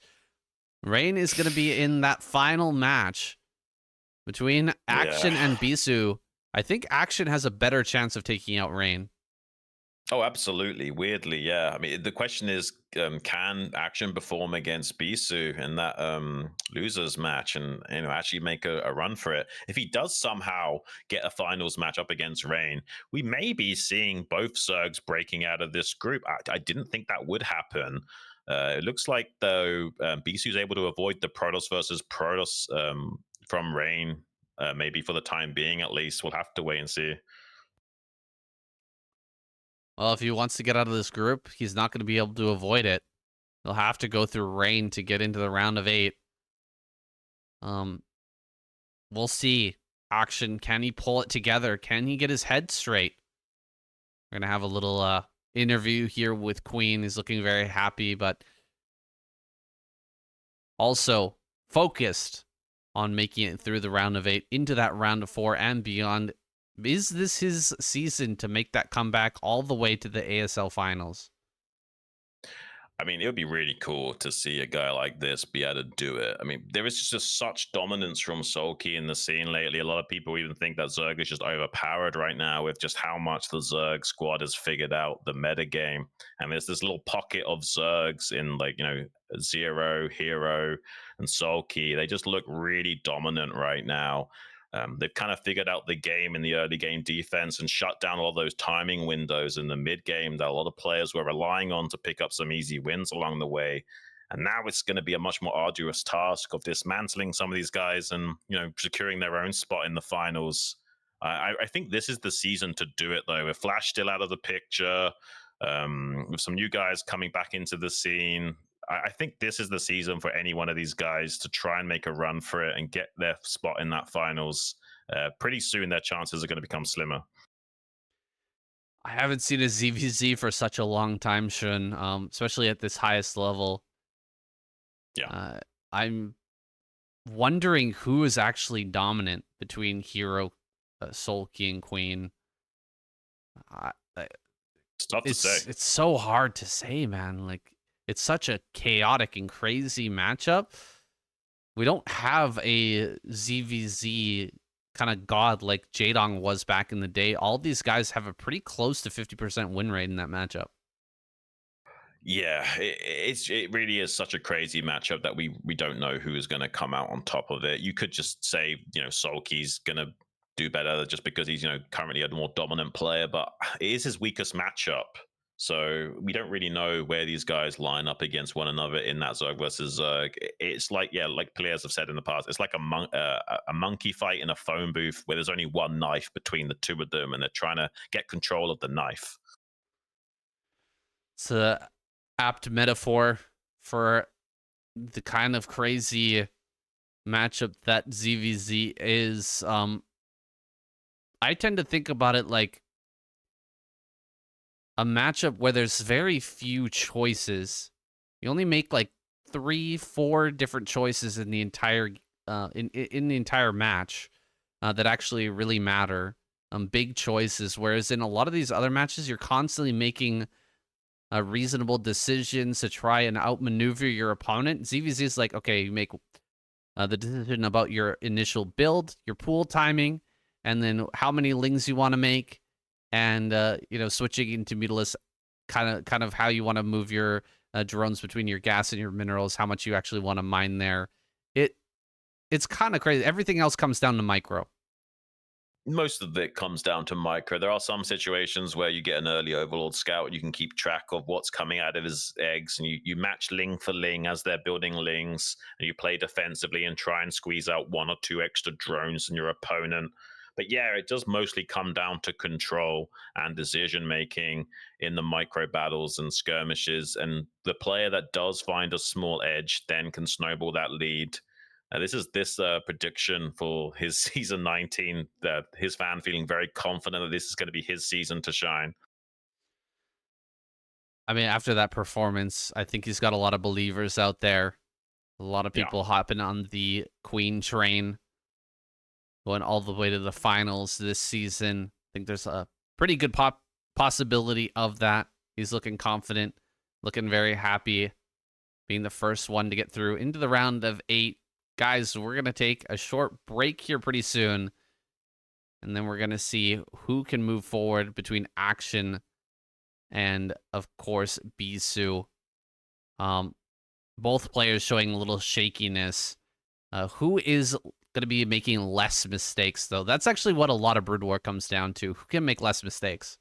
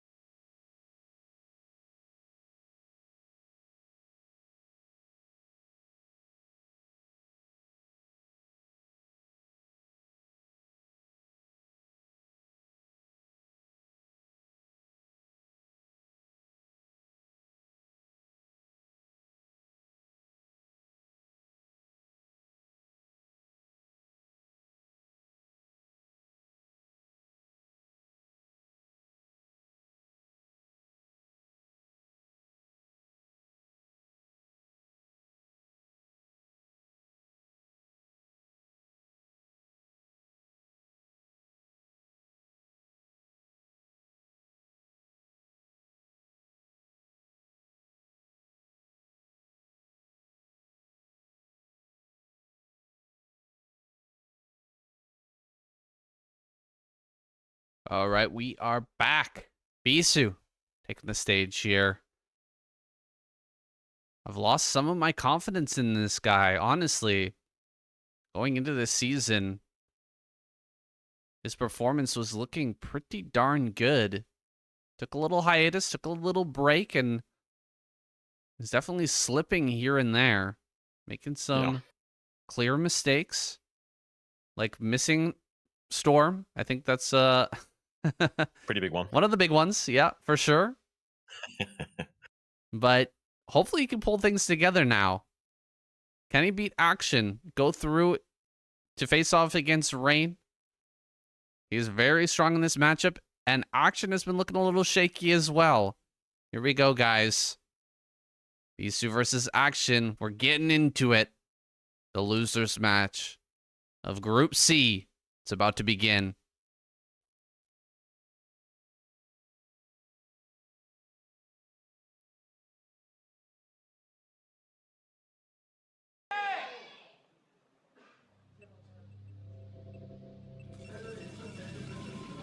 Only a cheer for Bisu. It's like Action, not nearly as popular. I mean, it's hard to be as popular as Bisu, though. Yeah. I mean, it's hard to. I don't think anyone is being more popular than Bisu in terms of fandom right now. Regardless of how well he performs, there is definitely a lot of parasocial guys following him.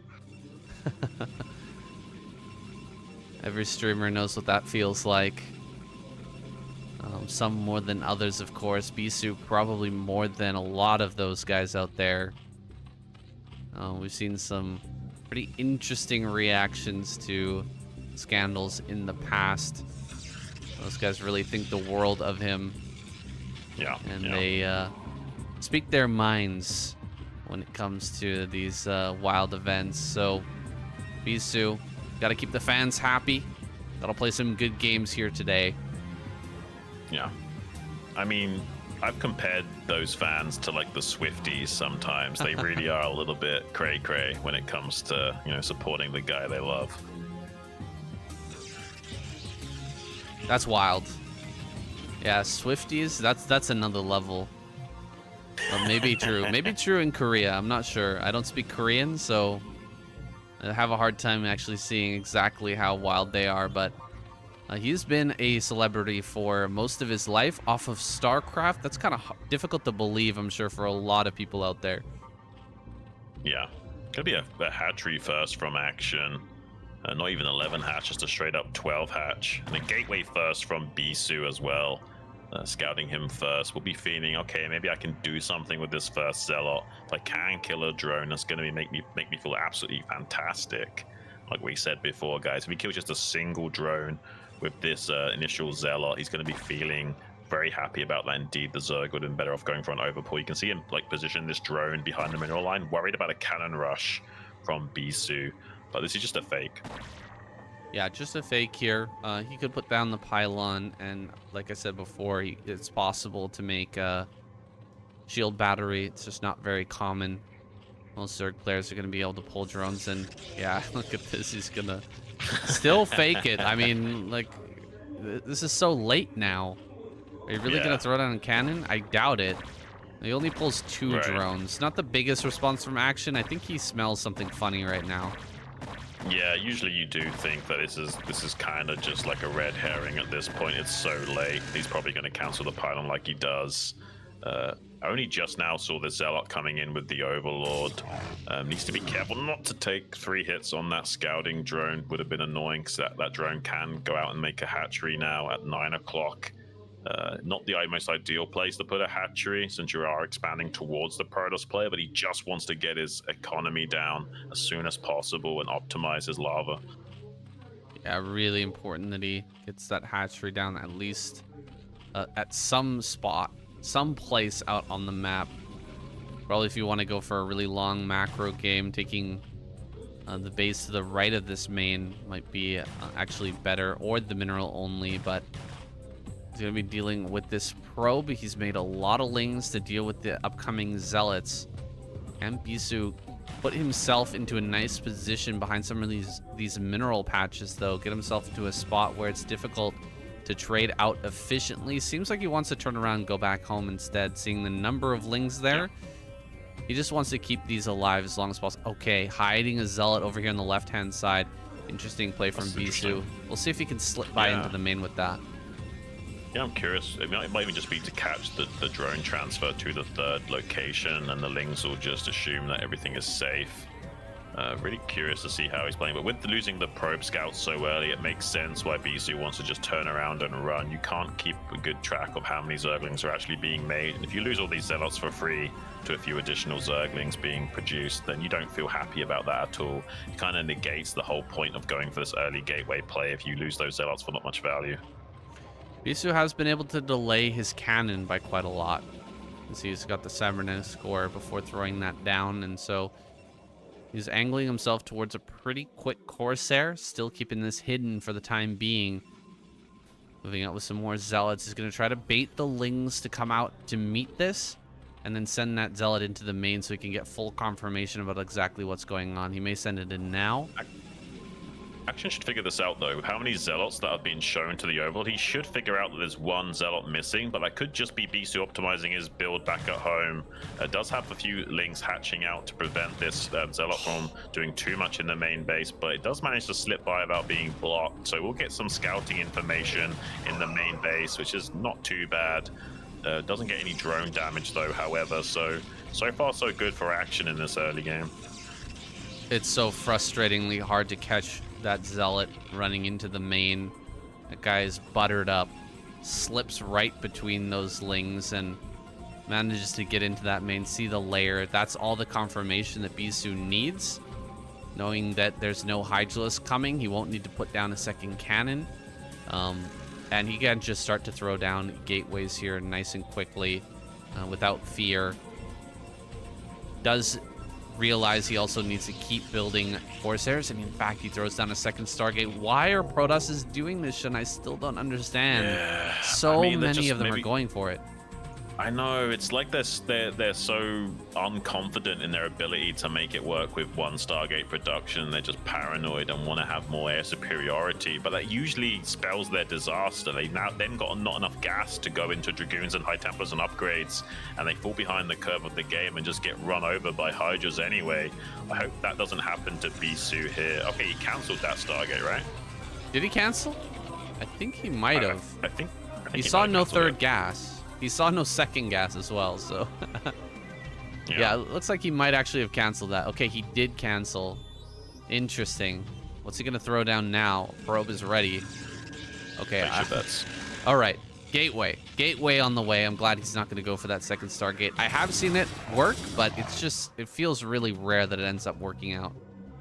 Yeah, I'm glad he's not doing it, because it does feel like it doesn't work more than it does work, if you know what I mean. I don't know, man. I hope we don't see him go for that again in this series. It's not really paid off for most Protoss players, unfortunately. Action doing a good job of just keeping track of this Zealot force. Zealot legs aren't quite finished up, so we're seeing if he can get us around on one or two of these Zealots. +1 is done, so he does two-shot these Zerglings, so he needs to be very careful with how he engages with his lings, and just buying time for his Hydras to finish up their speed upgrades so we can then go to trade with them just before leg enhancements finishes. Oh, this is a little bit rough, dude. He comes in and fights right before leg enhancements is finished. He will trade off most of the Zerglings, but where is that upgrade? I mean, he really should have it. He should have it by this time. And he's not even going to get any drones here. Good control by Action. Is this another case of Bisu just forgetting an upgrade? I mean, maybe, but I think it's because he invested in the idea of going for the second Stargate and stuff, and like changing and adjusting his play. He's slightly delayed his tech timings as a result. And now he's going to be feeling it, man. I mean, this is really Action favored right now after losing that many Zealots before the tech could come online. Like, Bisu is going to be pretty passive besides these Corsairs sharking around for quite some time. Yeah, Action should be able to take that fourth, no problem. Is he even going to send out the drone already? It looked like that drone making its way forward. Not sure if that was for the fourth base or not, but I think this is around. This is a pretty good time to try and take that after deleting the army of the Protoss player. and just having as much as he does right now, taking that 4th base, it's not a bad idea. He will get his extra gas online and start to pump up this drone count a little bit more, but you can just see how long it's going to take Bisu to replenish that army with only 2 gateways here, and finally getting some other gates online. He's also going to have to wait a long time for Storm to come out. You can see it's 9 minutes. That's when Storm should be finishing, but I think he just started it. Bisu also made so many cannons because of lack of scouting information in the early phase that now it's slowed down all of his overall production. Like, he's adding on gateways at 9 minutes, whereas he should have been adding on those gateways at like 8:30. So he's just slightly behind the production curve of this game. And with someone like Action, who's an absolute macro beast once he gets underway, that's going to spell disaster for Bisu in the next phase of the game at this rate. All right, we can't count Bisu out just yet. He is going to get in here now with the Zealot speed finish. Great lurker block there. Oh my gosh. Great play there from Action. That's really going to stop everything. Any sort of pressure from getting in there. DT out on the map. We know how strong he can be with those. Sometimes slipping in a DT in a point of chaos can kill off a lot of drones and bring himself back into a game where he's ostensibly behind. You can see Bisu just 2 supply over Action. It's really not supposed to be that way in this stage of the game, but Action's getting into his lurkers, and his 4th base is coming up. He started his Queen's Nest. Probably will see double Evolution Chamber soon. He's hitting all his beats, and Bisu's going to have a hard time keeping up. Yeah, he's already ahead of Bisu's 3rd base time. He's making the Queen's Nest before Bisu can actually start producing a 3rd base. He even got a Scourge checking the exact timing, sees the probe, and knows the good news that even when the 3rd base is going to come down, he's already transitioning into Hive ahead of schedule. There's just nothing Bisu can do to blindside him, short of getting a DT into his base undetected or something. I don't think that's going to be transpiring. Bisu now having to kill his own cannons for circulation's sake, just so he can get his units out onto the map quicker. And just look at the macro powerhouse of Action, currently even on supplies, and it's going to start really ramping up the aggression now on Bisu and putting the pressure on. Now, Bisu is one of the best in the business at moving forward and trading with his Templar. Something we were talking about when we saw Rain playing was how he was meant to move forward, trade some storms for units, and then back away. Bisu's very, very good at that. Oh, losing some Corsairs. Yeah. It's a little bit rough. He's usually excellent at keeping these alive and just continuously getting damage with them throughout the game, but everything feeling a little bit shakier from Bisu. Now, Action also had some hard times trading with Templar earlier on in the series. Versus Rain, he dodged back into these storms multiple times when trying to harass with mutas. We'll see if he's going to be able to dodge storms here against Bisu with these Hydras. Can play at the level of Queen occasionally, but can he actually do it here on the biggest stage? We'll have to see. Yeah, I'm not so sure in this game particularly. I mean, Action looks like he's definitely going to win this game. I'm not sure about the whole series, but I mean, the writing is on the wall for Bisu. He might be at risk of getting gobbled up in this game and this series. We finally see Bisu looking to take this 4th mineral only. Now, everything can happen in a game of StarCraft, obviously. Like, Bisu could catch some of these units of Action out of position and storm a lot of Hydras for free. It can happen. It's just assuming perfect play from both players. Action is just very favorited in this current game state. No Templar on the high ground, I think, for Bisu. No Templar up here. Uh-oh. A little bit concerned. He's not going to be able to get storms to actually delay this. Well. Yeah, a counterattack over there at the same time. Bisu going to come up and start to shut this down. Lurkers can't actually get up that ramp, so bringing them along with that was a bit of a mistake. If he just runs all the Hydras up on the high ground, he probably could have killed both those cannons. Maybe got some probes as well, but Lurkers are kind of blocking him. Now going to rotate around the side. Bisu should have filled the hole in that defense by this time. Putting a Templar up on that high ground is a must. Hydra's coming from either angle, but this high ground being held by Bisu. One Lurker just running off on his own like a medic in the Terran army, just making his way out into the front for no reason at all. That thing goes down. Some great storms here as Action tries to push forward, but look at the weight of Zerg just climbing up this mountain, getting on top of this high ground and overwhelming the position. Bisu's falling back and back and back, but Action continues to push forward here, killing off every single Dragoon. This is like textbook Zerg versus Protoss, of forcing the fight as the Protoss try and take their fourth base with your overwhelming numbers, and then just Sauron Zerging it out. You've already got the saturated fourth base. You know that if you deny this fourth base going up from Bisu, you're in a great position going forward. And that's all Action needs to worry about, is just trading at least 40-50% trade efficiency over and over again and keep Bisu pinned back on these three bases. It's going to be so hard for Bisu to overcome these odds. He's just going to tap out and go into the next game and hopefully get a better early game situation against Action, who looks a lot stronger against Bisu than he did against Rain. Ooh, Action finally getting some confidence here. He takes down Bisu game number 1. Can he ride this wave through this next game into that finals and take on Rain with some zeal, some zest? I want to see it. Action is absolutely capable of putting out some very top level play, but struggles with his confidence. We'll see if he can ride this all the way through into the round of 8. Well, he's got Rain waiting for him after he does manage to dispatch Bisu. If he is able to overcome the current situation, he's not necessarily looked the greatest against Rain, but maybe we could just put that down to one jittery game of warming up to the scene. It was his first game of the evening. Maybe he can take this series all the way, get a quick 2-0 under his belt, build some confidence and momentum, find his flow state, and then crush Rain in that rematch in the finals. We'll have to wait up, guys. We're jumping into match number 2 between these two guys right now.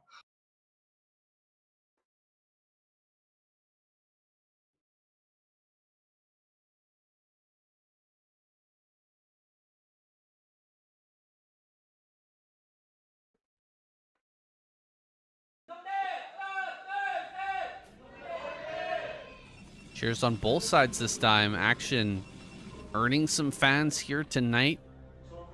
I don't think most people are going to be happy, though. Taking out Bisu in a tournament, it's almost like signing your own... signing a waiver that you're going to receive some hate. The Swifties will come out and punish him for daring to put a tarnish on the immaculate record of their beautiful Bisu. You better believe it, Sam. For sure. Got Action over here at the top right. Bisu bottom left. Eclipse. Kind of a chaotic map. We've seen a lot of great games here, but it's mostly been figured out in this matchup. Very difficult to take control of, wrest control away on either side of those bases in the bottom right. Whoever controls those first is going to basically have them for the rest of the game. So hard to get up those tiny little ramps. Right. At the same time. It's not just, go ahead.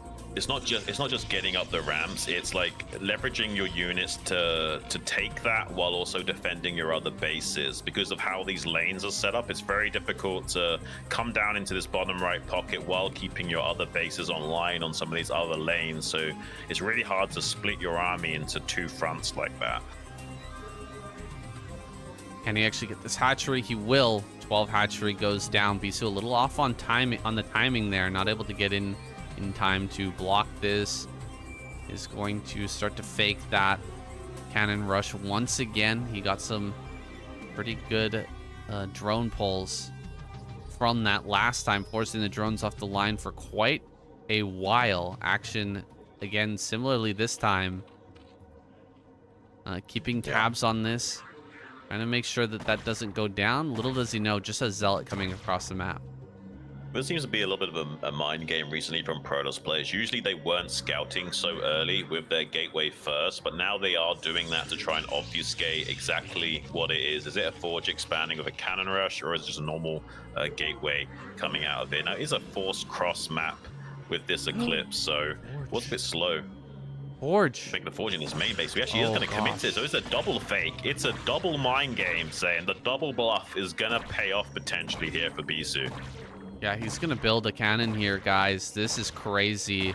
Bisu really putting his whole life on the line here, his tournament life on the line with this. Gonna make a cannon in the back. Does cancel. Oh my gosh, what is he doing? He canceled that? Why did he cancel that? Am I crazy? Why did he cancel that? Someone Well, please the explain. Zealot's gonna come up. He will be able to clear that. I mean, I guess that will still survive now. He can throw down a second cannon and a pylon to make it safe. Zealot gonna come forward.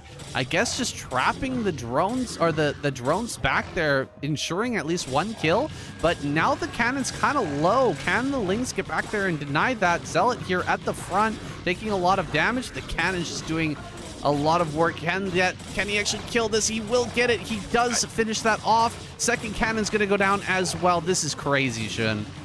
Yeah, this is really crazy. I think he let just a little bit too much damage occur onto that Sunken, and the Zealots no way could deal with that Sunken in time. This is definitely going Action's way initially, but there are still some Zealots out. I just don't think there's going to be enough for him to come over here and actually get something done. When all is said and done and the dust has settled, so much minerals has been invested in this attack, and now there's nothing to defend for Bisu. He's scrambling right now, trying to get these Zealots back. Maybe he can delay these Zerglings that are on the way of a probe scout. He needs to desperately try and get some slowdown on these Zerglings by at least a few precious seconds. No way you're going to try and take your Nexus right now, Bisu. You can't afford to do that, buddy. He's going to do it. Oh my gosh. If Action was making more Lings behind this, he'd just be straight up dead. But actually, there's not many additional Lings coming from behind this, so he actually is technically going to be alive. But with the Zerglings getting into the main base, it's a little bit nightmarish for Bisu to go forward here. He's just trying to hope that the stars align. He's taking the risky play because he knows he has to set himself up for a strong mid game to have any chance at winning this. My mouth is wide open here at just the shocking way that Bisu has decided to play this game, and how did he let those Lings, all four of them, get past? He had 3 Zealots and a probe in the wall, and he lets every single one get by. He hit, I think he got 1 punch off. That's madness to me. Absolute madness. And a probe goes down here in the mineral line.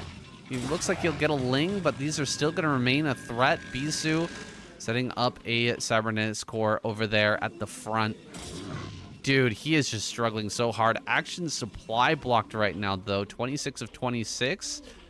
He hasn't really been able to break that here just yet. He actually, I think, built a building just to get another drone. No, he lets that finish.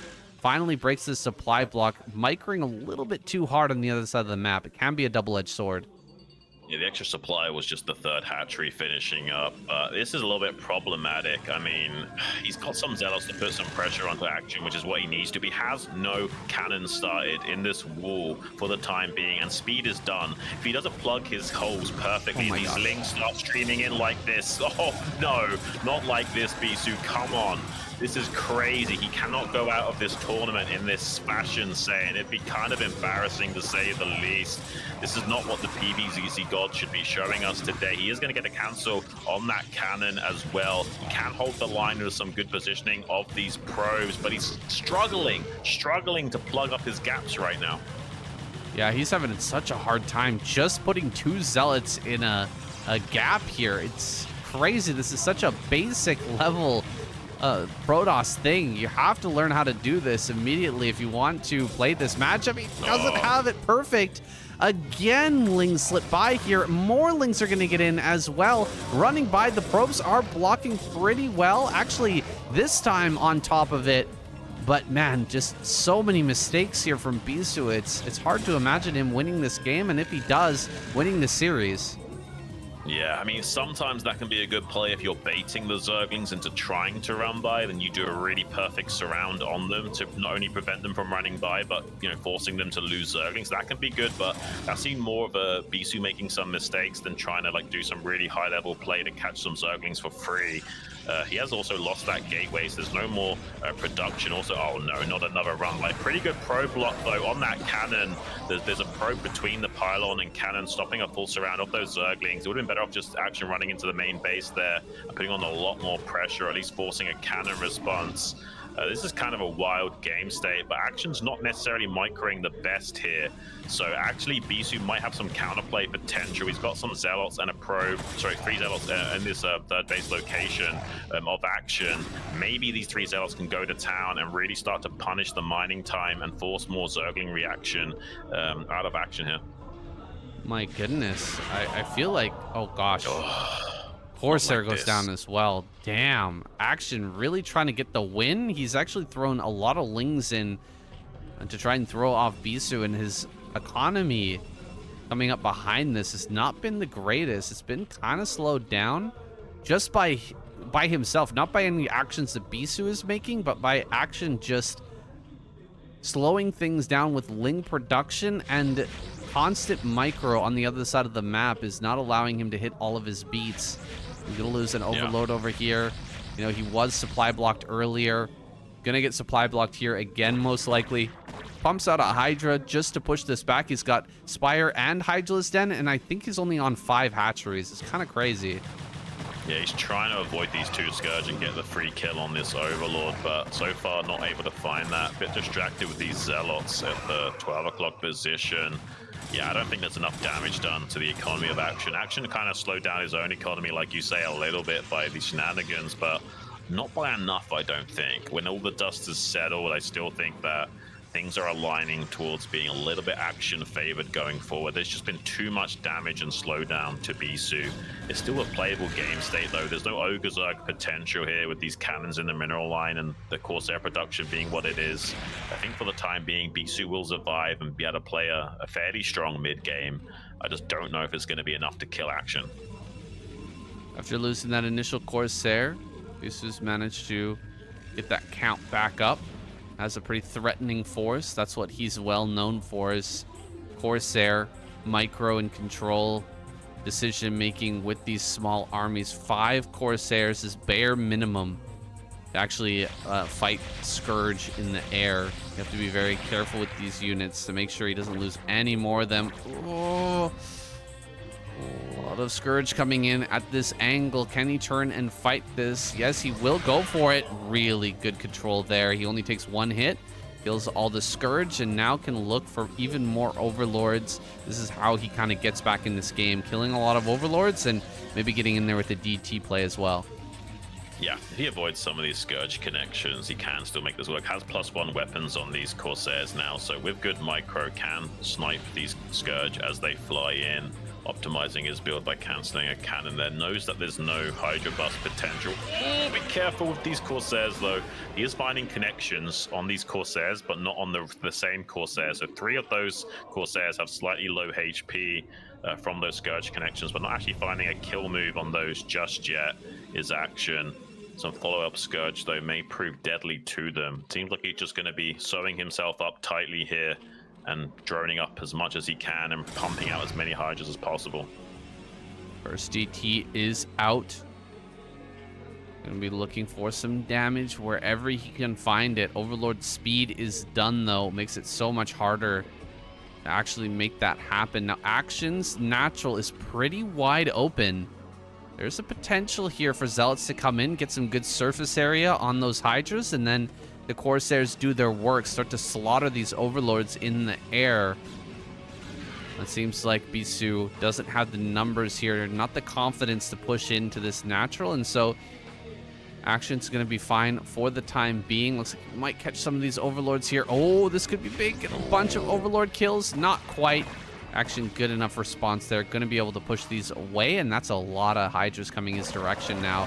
Bisu losing a Corsair. A little bit of lacking control there. Bisu falling back towards this natural. How many cannons does he have to actually hold this? I don't think he's got Templar with Storm just yet. No, his tempo archives went down at 9 minutes 30, so about like 2 minutes at least behind schedule. Action's a little bit behind schedule as well, but not nearly as much as Bisu. So he's going to be setting up a lurker contain here soon. Dark Templar, seeing if he can get some damage in the natural expansion. I hope those overlords are finishing soon, because otherwise he's going to deny a lot of mining time here. Has to block the ramp from this DT being able to get up in there. Also trying to see if he can catch it on the exit when these finishing overlords. Not able to do so, they will be keeping this overlord alive for the time being. That's something for Bisu, but still not out of the woods yet. Absolutely not. The woods are getting thick as he sets up this containment action. Going to keep Bisu pinned for now, and it's going to come down to whether or not Bisu can break through this containment and he actually deal any damage on action side of the map with these Corsairs. He's constantly poking and looking for those opportunities, actually just not giving it to him though. And this lurker count is going to continue to grow. Bisu still has yet to produce a Dragoon, and it looks like he's making Dragoon range upgrade right now at this front. Dude, if he loses that Cybernetic core before he can get that upgrade, I think he just got it. Okay. Yeah, very important. That'd be really annoying though. He's actually gonna have to rebuild that core though, just in case it dies, so he can constantly pump out Dragoons. He has to go up to 2 control groups of Dragoons exceedingly quickly to have any chance at breaking out of this lurker contain and putting on some counter pressure to Action, who's just gonna be in macro mode right now, trying to reinforce this contain. He's not even really concerned about a fourth base for the time being. He knows that as long as Bisu doesn't get his own third up, he's still comfortable to maintain this game state and doesn't need a hive until the third base is fully operational for Bisu. Just gonna sit here on 3 bases, keep pumping everything to the front. Now, one of the big drawbacks to this play is you don't have much back at home. Anything you keep back at home is not gonna be part of this containment, and holding this is of utmost importance. Running forward with some good Hydralisk attacks is actually gonna get a couple of these Dragoons. Really good play there from Action. Dodging those storms and killing as many Dragoons as he can is going to delay this as much as possible. Back at home, he's left a few Hydras back there, but there is a possibility of something like a drop slipping out on the map and Bisu dealing some damage while he's trying to break this contain. Yeah, needs to be a little bit more tentative of how he makes his way out of this natural contain. Always getting some target fires on these High Templars. Kills 2 of them. That's a pretty big deal. You only have like between 4 and 6 High Templars at this stage of the game. At the most, sometimes you'll go up to 8, but not really. This is actually kind of crazy. He's really trying to break out right now, but I'm not sure there's enough for Bisu to make that happen. There's a big lurker line behind there, and more Hydras streaming out. 4th base starting to go online for Action as well in the bottom right pocket. He won't saturate that until he successfully prevented Bisu from breaking out of this contain. A little bit of a mistake there from Action to surge too far forward into the storms of Bisu. Needs to stay back in this kill box zone and wait for Bisu to come to him before pulling the trigger. Using Bisu's own buildings against him. He's having a hard time getting these Dragoons to the front as they increment out. So many Zealots here that are going to have to be held back until he can finally start to break through the Lurkers. Trying to push forward far enough so he can actually drop storms on these and push through with the Dragoons. Can he actually get some good storms here? He's saving them for the Hydras as they run forward. But Action just doing a great job of delaying this as much as possible, keeping as little damage, or making it so as little damage as possible lands on these all-important Dragoons, going after the observers at every opportunity. Gets another observer here. Bunch of overlords floating over top, overhead right now. Some of them are going to get taken out. Another observer just went down there. So he doesn't have any. No observers here, so he just can't push out until he gets another. Yeah, I mean, this is kind of crazy. Like, it's getting to the point where he hasn't done well enough that actually will make a round of drones soon. He's waiting for one more failed attempt from Bisu so that he can throw down like 6 or so drones at this 4th base location. Until that time, though, it's like all steam ahead, producing units, targeting down individual Dragoons to try and soften up the breakout potential. He's trying to go on the southern flank now where he thinks there might be a weak spot of lurkers, but Action reinforced that position recently. So it's going to be very difficult for Bisu to break out. I don't think there's going to be enough. I think Action is about to crush Bisu. Yeah, he's running forward with lurkers. He senses weakness. They're just going to dive on this. GG. Action goes through to the final match. Bisu has been eliminated. I Wow. He looks cringed. angry. I cringe to think of the hate mail Action's going to receive after this one. He just threw his headset off, did Bisu. I mean, yeah, Action is going to get a lot of hate. This is kind of unfortunate, but I mean, it is what it is, Bisu. You got to put in the effort if you want to do well in this tournament. It is one of the most hardest events you can show up to in gaming history, and we can see why even a player of Bisu's ilk is just dispatched in such an easy fashion by Action, who's not even in great form right now. That's how crazy this game is. A player in mediocre form can take care of you like that. Action definitely showing some shakiness, but he's starting to shine through a little bit. Going on to this matchup, this next match. This will be the real test, though. Can he stand toe-to-toe with Rain and make his way into the round of 8? Shake off those fears. Shake off that real shakiness, that crazy, overwhelming feeling of being on stage and performing in front of everybody here in the studio. We're going to go into a short break here, guys. We'll be right back with that final match.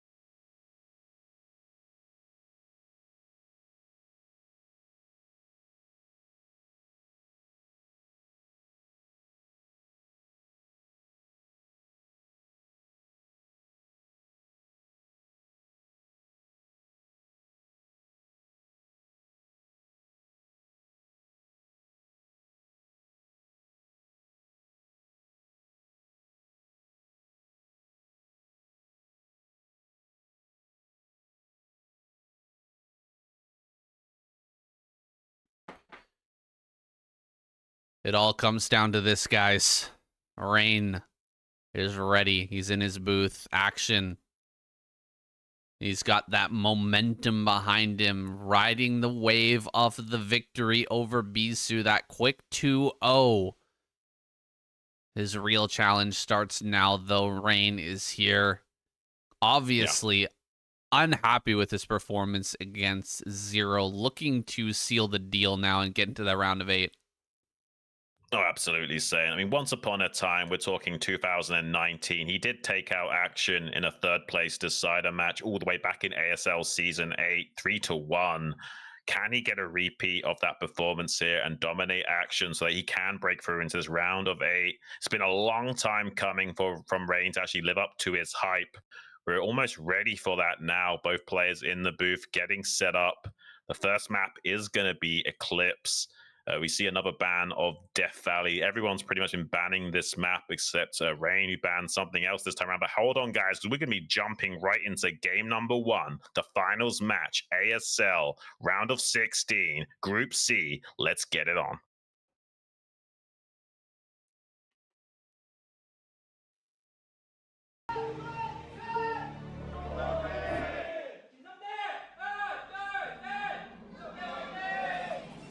This is it, where we separate the men from the boys. Yeah.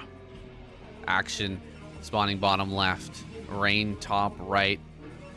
Nothing else matters but performance in this, the biggest tournament in the world. Your online performance, your pro league performance, your university performance, none of that really matters. Ladder performance, least of all, guys.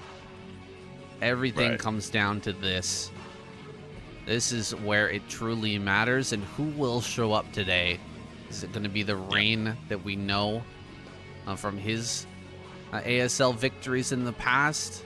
Or is it going to be a shadow of his former self? A guy who's been gaming a lot, playing League of Legends and, you know, hanging out with other female streamers. This guy has a lot of different hobbies, man. He's been enjoying them all a heck of a lot. Has he been practicing his hardest? It seems Absolutely like not. But is it going to be enough? Is he still just that much of a genius? This is the guy that Flash called a genius. I mean, that's saying something. Yeah, I mean, you've got to be a genius to play this little and still be able to perform at the highest level. It's got to be said that he's kind of like gifted in terms of his genetics. He's a good-looking guy, and he kind of has a good brain between those two ears of his. Can he actually utilize it to full fruition against the likes of Action? We'll have to wait and see. It's going to be a pretty early Nexus, actually, from Rain, going for a Nexus first against Action and trying to metagame him and get a bit of an economic lead. There's no drone scout or anything, so there's no way of Action even knowing about this to try and figure out some way of punishing it. He might not have any chance at punching, even slowing down the pull timing. Look, he has to set up another drone to the side to get this pull down, and that's suboptimal to say the least, guys. It forces that pool down there at the bottom side of the hatchery. Not able to get the pool in the preferred spot, right next to, or right on top of the hatchery, kind of once a hex over, where you can start to boost that top drone. It actually speeds up the mining by quite a bit, having it in that location, and he's forced him to take a suboptimal placement on that. Did get his hatchery down, though. Rain wasn't able to block that, however, and he is going to start his third base here on 13. So on the curve for kind of where you want to be in this matchup now. Action, going to grab his gas. And this configuration of Gateway and Forge makes me think that he does want to protect the Forge from being sniped by a potential Hydra bust as well. You can place cannons above and below that Forge now to really protect it. The Gateway is exposed, so that will probably go down to a 973, but can really protect this Forge if he so chooses against that Hydra bust potential.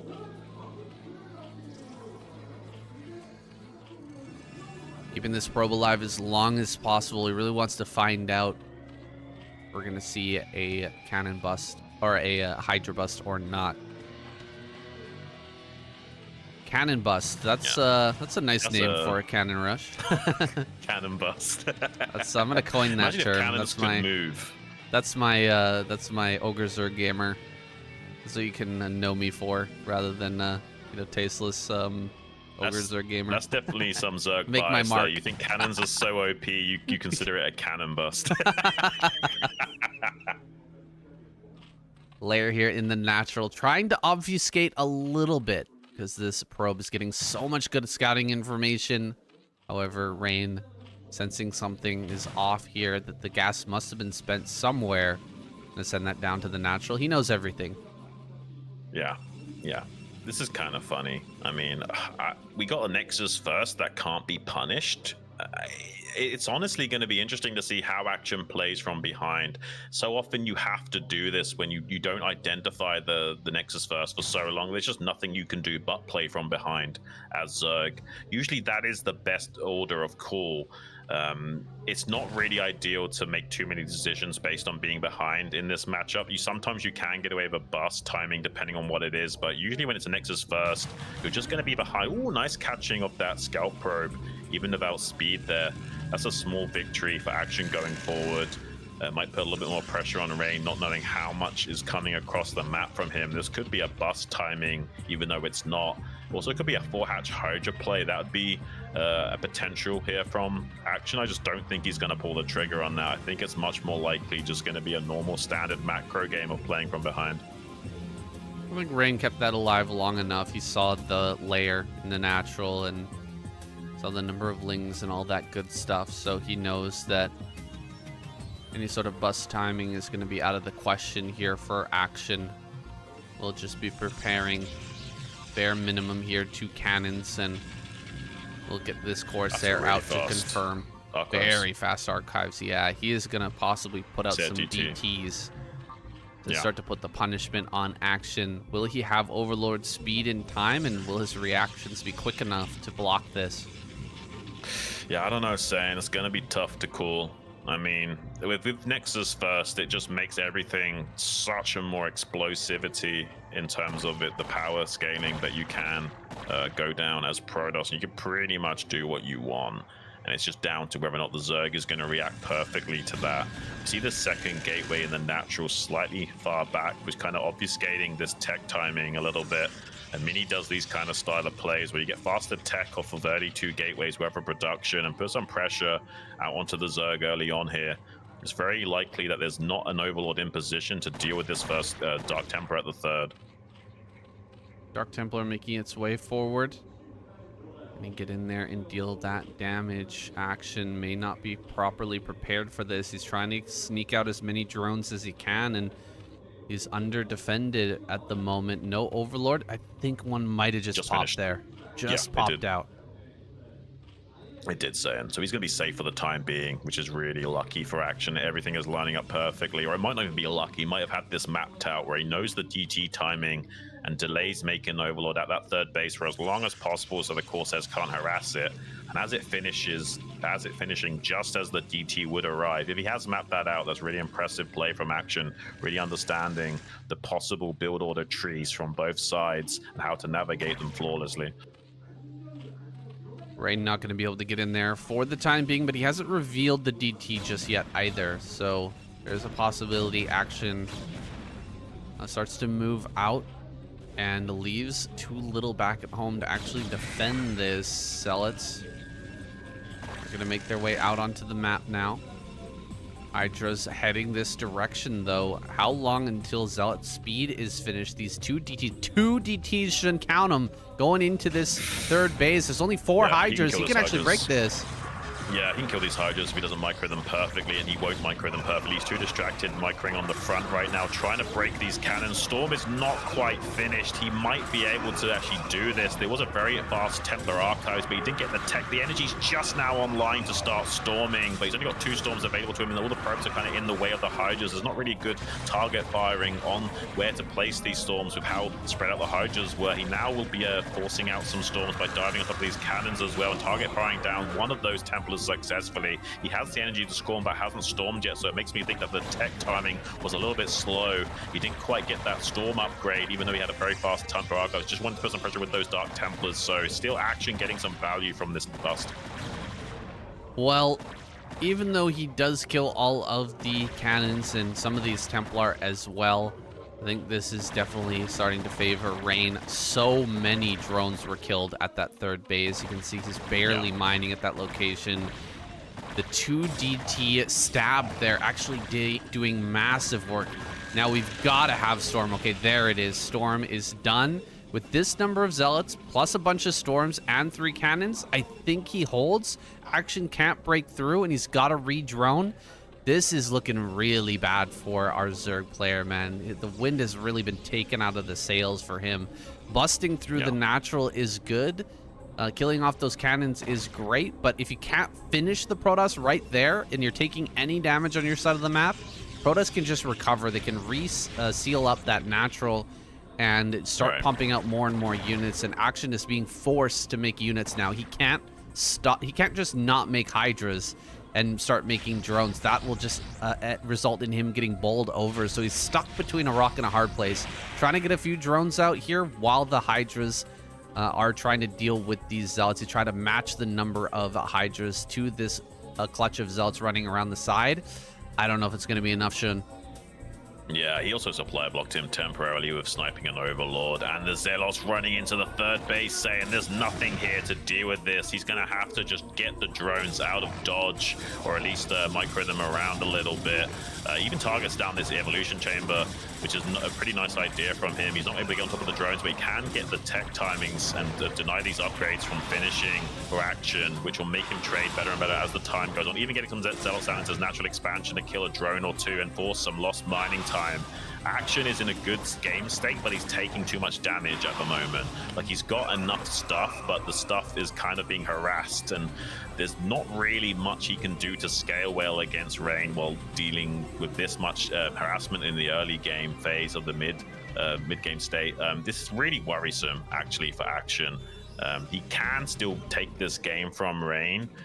Anything can happen in the game of StarCraft, especially when you have some forces to leverage. But losing the upgrade timing and lost mining time, it really does start to limit the comeback potential of our Zerg. He's sharking around with just 5 mutas. He's worried about a Maelstrom potential and wants to hide the fact that he's got High Templar sniping amounts of mutas here. He correctly identifies that the Corsair number has been reduced. There's only, 3 Corsairs here. We'll see if Action wants to keep producing those. Looks like not. I like the idea of just sending in the 1 muta to confirm, and earlier just sending in 4 or 5 mutas to try to bait a Maelstrom out. Rain hasn't invested in that tech though. A 4th base is going to come down here shortly for Action. Is he going to be able to hold that? Rain really doesn't have much supply. In fact, Action's been ahead of him for a little bit here, maybe missing some of the beats in his build while getting this damage done. Really seemed like he could have gotten more out of those Zealots, but didn't get a whole lot. Okay, nice dodge there. That's what I wanted to see out of Action. He doesn't get the Templar, but at least he kind of dodges the Storm. Yeah, I mean, as long as he just executes well from this moment on, this isn't a terrible game state for Action to work with. He's going to be going up to 7 or 8 hatcheries worth of production, getting this 4th online. There's no third base on the way for Rain. Rain might even be in kill mode, trying to put on some pressure onto Action, which might open him up to some counterplay now. Only 3 Corsairs to bodyguard the air against these mutas. He probably will get some High Templar snipes, especially with how many Scourge he's got available to him to get on top of those Corsairs. He's trying to do a dive bomb now from the rear. There's 2 High Templars that are slightly exposed. He will get at least one of those. Mutas are dangerously low on HP, so he has to be careful with how he flies around with these mutas now. Just one good storm will clear out all of those. This is a dangerous moment. That's a lot of Storm, Xun, and Lurker eggs are not quite complete. He has quite a few Hydras over here, but Rain is bearing down on the natural. There's the Lurkers. They just barely finish in time. There's one Observer. He's going to go after it. He gets the Observer. Action will survive for now. Yeah, 5 mutas left alive. Most of them got killed there, but has enough to be annoying still flying around the map with those. Won't be able to come in here and just kill these High Templars anymore. We'll be able to force a frontal engagement from the Zerg, and maybe there's enough Storm in here. There's 6 Templars worth of juice to work with. There might be plenty of Storm to put the pressure on Action now. The rally point is contained. Has to kind of try and flank around with his other 3 hatchery production. Action just going to tap out. This is what I was worried about. Even though the supplies kind of indicated Action was okay there, I was worried that his tech timings were a little bit too slow behind the curve, and that Rain was just going to be able to do a 2-base all-in timing and get on top of the rally point like that. And it is going to be a big tempo lead going forward for Rain. Oof. Oh, it was a bit rough. Action needed to get some more Templar kills there with his mutas, but Rain doing a pretty good job body blocking. Action being a little bit tentative with the way he was attacking in there. You just got to kill as many as possible. You're never going to get all of them. You know, 3, 4 high Templar before the storms can come out and the Corsairs can deal their damage, and you stand a pretty good chance of holding that attack. Also, I saw rallies from the third base were just sitting up on the high ground during that attack. Xun. He didn't bring everything to the front. Definitely Action looking pretty shaky here. Having a hard time contending with Rain. Maybe the reputation getting the better of him here. Well, this is kind of weird because he looks so stellar against Bisu, and you would think someone like Bisu has a bit more of an aura of gravitas, at least with his previous history back in the day in Pros vs. Zerg. Well, don't go anywhere, guys. We're jumping into game number 2 of this best of 3 series between these guys. It's Rain versus Action, currently 1-0 up for our Protoss player. Can he go all the way and break through into this round of 8? The map's going to be Radion.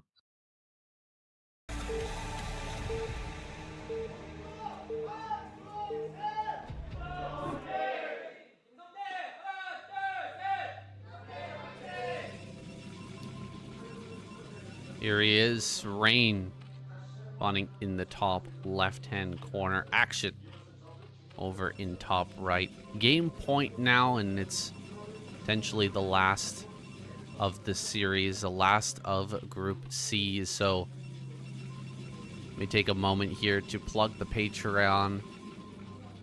If you guys are enjoying the live cast here for the ASL and you've checked out SCSL, which you definitely should do if you haven't already. You should consider supporting through Patreon the SCSL channel, the StarCastTV channel. And the link is in the description. Also, check out the Soup Duel series, which is live streamed here on SCTV EN. I'm doing that nearly every day, guys, Wednesday through Sunday. 6 p.m. Pacific Standard Time. So many great tournaments going on right now. Xun, you and I just casted the finals of the KCM as well over my YouTube channel. Just excellent games there as well. So we're really loving all the great content we've been able to bring you guys recently. And if you guys can, consider supporting it as well. Yeah, please do support us, guys. We really do need every little bit of your help, and we do really do appreciate it in so many ways, both just like, you know, your love for what we do and also the game, and your actual wallet does really come into helping us out a lot here. There's actually a 9-pool opening from Action. I'm curious though, is he going to build 6 slings or just 4 here? I imagine it's going to be 6 slings. Their gateway first behind Rain. Really annoying getting this pylon block here, but he will have Zerglings to clear that out if he does let it finish. Action did cancel his gas in order to get that extra drone. And he is going to pop 4 to 6 slings in order to clear this out, getting his natural on the way as soon as possible. There is a potential to swing things and overcome the Zealot probe defense of Rain, so it is dangerous. Rain does need to be right on top of this, but for the most part, like, you know, maybe Rain slips a little bit in his overall macro and his understanding by missing out on some games, but his genius when it comes to controlling these early game units, it's almost unmatched, guys, and that doesn't go away over just a couple of months of not playing. Yeah, I mean, as long as he's putting in a few hours here and there of practice to make sure, you know, he's scraping off any potential buildup of oxidized rust in his gameplay and still has some kind of intuition with the game mechanics and what have you, he'll still be able to put out some pretty good games. I'm curious if it's going to be enough to take him all the way to the finals here. But I imagine it's going to be a tall order for him still. He has got a lot of potential in his gameplay. He's a very smart gentleman. Hopefully he can go all the way here today. It looks like he's got things read quite clearly against Action. He doesn't seem too intimidated by him, and he's got a good read on what he needs to do to win. He's getting in here for the scout. Trying to slip by these slowlings. Rain's been doing a great job with the probes overall this series, and he slid some zealots out into the middle. This is a sticky situation now. Action has no idea that these are over here. He might have seen that with the Overlord, and if he picks up on it, he should be able to realize zealots may be coming over towards his third, possibly into his natural as well. No cannon from Rain just yet. He's really walking a fine line at the moment. Gonna get on top of this hatchery, start to put a lot of damage on that. At the same time, zealots are gonna head towards the main. Yeah, he had some zealots just waiting out on the map for a few beats to see if the Zerglings were going to turn around or not. Once they see that there's no Zerglings on the way to counter, they're just going to be coming out to join forces and attack on a different side here and see if they can get into the natural expansion or maybe wrap around on these lings at the natural third. Both are pretty good decisions right now for Rain. He also has a probe to help trade with these two zealots. Using the particle beams as well as the two shots from the side blades, you can still kill lings even though you've not got a +1 finished up in much more efficient fashion. We'll want to target fire that probe down like he does there. Pretty good surrounds from Action. We'll be clearing up most of these zealots cost efficiently. Hopefully you can avoid losing one of these drones. Beautiful catch on those zealots on the bottom mineral patch. So really nicely done by Action thus far. Ooh, that catch on those two zealots. Setting up the trap for those and getting rid of them so cleanly means he doesn't have to fight them behind the minerals in a tucked formation. These ones over here he will have to clear the hard way, but now he doesn't need to build nearly as many lings. He just has enough right now to deal with any sort of future push out from Rain, and eventually he's going to clear this up. I feel like Action can drone very heavily from this position. Yeah, he definitely can, sir. And he's dealt with the early game pretty efficiently, honestly. Like, this is the Zerg dream right now. They go gateway first and throw away this many zealots without killing pretty much any drones. Now you can really start to ramp up your production. You've got enough residual Zerglings with speed to also control the rest of the map. You see him running around right now, just trying to make sure there's no hidey hole for these zealots to try and sneak by and cause some disruption by running by and like constantly threatening that drone damage. So now that he knows there's probably no zealots out on the map, he's going to be feeling very comfortable in droning up freely back at home and making just like 1 or 2 pairs of Scourge to deal with these initial Corsairs. He's already got the Spire done as the Corsair flies in, which means an Overlord shouldn't be killed for Action. Rain should realize that, head back home. Losing that first Corsair would be devastating, so not even going to try to put any damage on that. Adding some cannons back at home rather than continuing this Corsair production. Oh my gosh. So close. Yeah, really need to just head back home immediately with that Corsair. He's running the risk of losing tempo in the air. And in fact, these mutas are going to come right over here to the natural, start to get some kills on these probes. Wow. Kind of not done in time, so he's going to get, what, 3, 4? No. Only 4 mutas here, so he can't one-shot. Not getting nearly as much damage as you'd like to have. Maybe, but even the probes just sliding to the bottom there and disrupting their optimized mining saturation, like it does give you a few probes worth of damage of lost mining time despite only killing 1 probe, so still pretty good overall. And that was only 4 mutalisks as well. It's kind of like when you go 2 hatch muta against Protoss, you have an option of going 4 muta, 1 Scourge, or 5 muta right away. And in this case, it was like 4 muta, 1 Scourge, and he still managed to find damage with it, which is actually impressive. Yeah, just catching that Corsair out on the map. Really Rain being a bit greedy with that, wanting to scout everything. Is going to come over here now. Just 3 Corsairs. Certainly can't challenge this. You need at least 5 to start fighting those Scourge with the +1. And so Action just going to be able to maintain a air dominance for the time being. And it drone up like crazy. Rain really can't put any pressure on him until he's got an answer to these Mutalisks. And I'm not seeing Dark Archon, and he really doesn't seem to favor that. Zealot slipping out on the side as these Mutas are flying in. He's going after the cannons here. Really great control by Rain, though. Look at him just sliding through and dealing damage. He will lose that last Corsair, but one final one gonna finally push out the remainder of these mutas. Absolutely fantastic control from Rain. You gotta hand it to him, man. Yeah. He really does know how to utilize these units.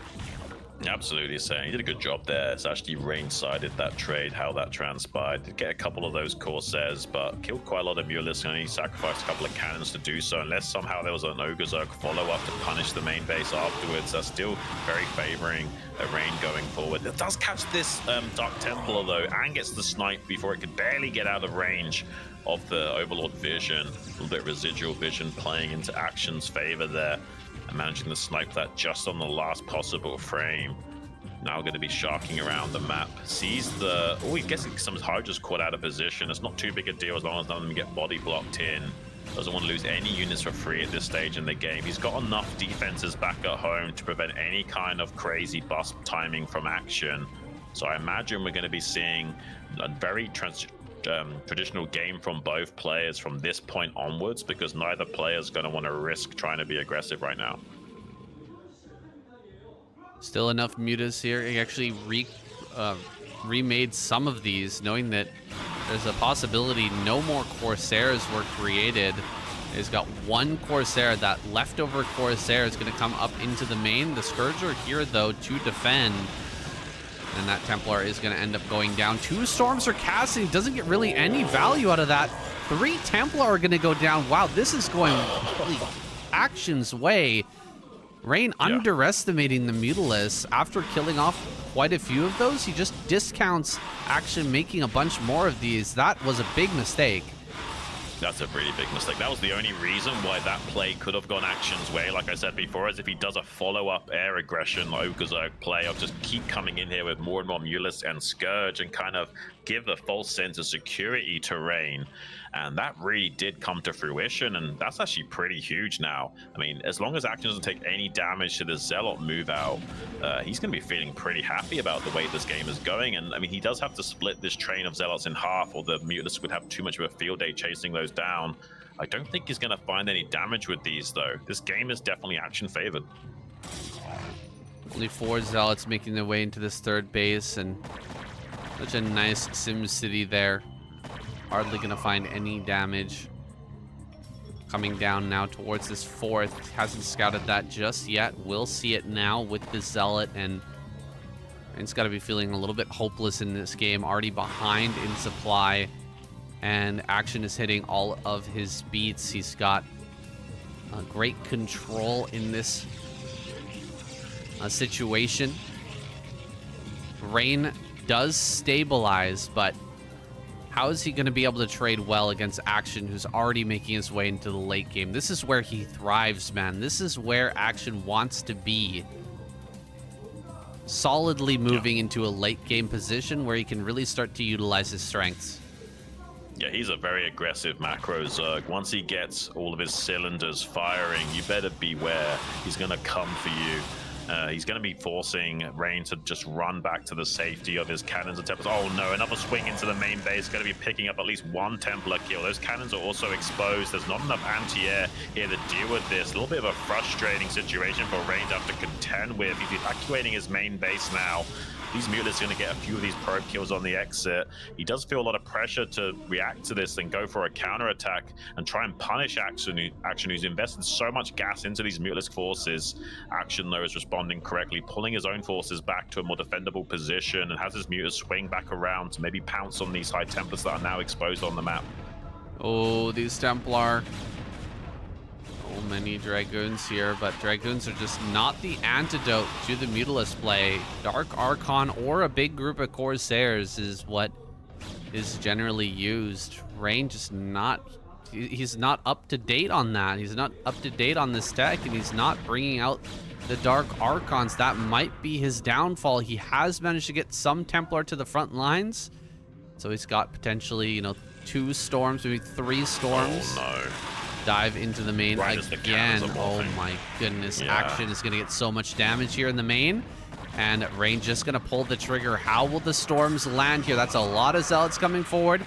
Not the most Hydras here. The storms could actually ravage this. Big storm there in the middle. Another great storm to follow that up. Oh my gosh, action actually falling apart. Holy crap, those storms. Okay, he needs to rely on these Mutalisks to come back and save the day. This is mostly just a pure Dragoon army in terms of anti-air. There's not much storm here. There's only 2 High Templars he was able to hide with this army for some time. If these Mutas do come in here soon and start gunning down these High Templars, they can do a wraparound with these Hydras and get the better of this army, but the trades were initially pretty good for Rain. I'm not sure that's going to be a tenable position, though. He's going to eventually lose these forces to Action, I believe. There's just no way of him busting in here and killing Action without any storm support.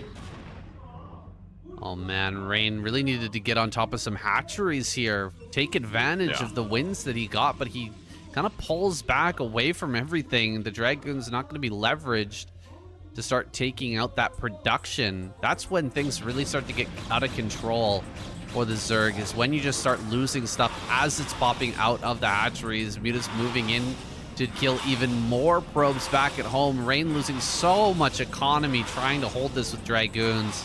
It's such a shame he never went for that Dark Archon play.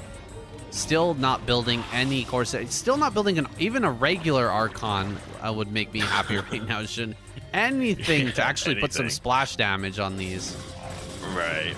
I mean, he's done a good job of hiding the High Templars out on the middle of the map from these Mutas earlier on to get that attack going. But there's only 2 High Templars when all was said and done. There just wasn't enough energy to work with pushing forward. He's killed this 4th base in the bottom right, but hasn't got his own 3rd base going up. So it's only a matter of time before he becomes mined out. Although this aggression from Action does make it a lot longer for these bases to become mined out in the main base. He's swinging back around, finding more and more damage with these Mutas. Has a Scourge waiting at this 3rd base location to scout for when that was taken.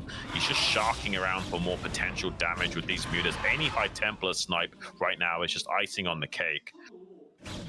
There's almost no High Templars in this army. The Protoss Gateway Force is still looking kind of strong, but just wait until Hydras start to surround that, how quickly it will melt. You absolutely need those Templar in the mix to make that trade happen properly the way that it should. It is an essential part, and so missing that, Rain gonna have a very hard time trying to get this drone. Can he actually get it? He does get the drone, so delaying the 4th even more. Rain gonna go ahead and take his 3rd. I have a feeling that Rain will actually mine out of his natural before his main base here, because he has sent those robes down to the natural so many times.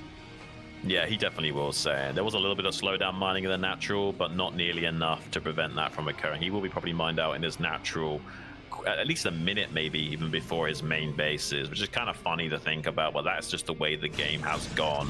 He's able to play a little bit more defensive here to get this 3rd base up, kind of guaranteed, but I mean, Action's not worried about that. He's sitting pretty right now on 150 supply, getting his 4th base up as a bit of an afterthought here, trying to leverage his army now against Rain. Rain needs to retreat to this positional advantage of this bridge to make it harder for him to come across it, but Action's forcing the issue of trades in the natural expansion, utilizing these Mutas to put a bigger dent in the economy of Rain. He's trying to help him mineral smooth it so he doesn't become mined out too quickly, I guess.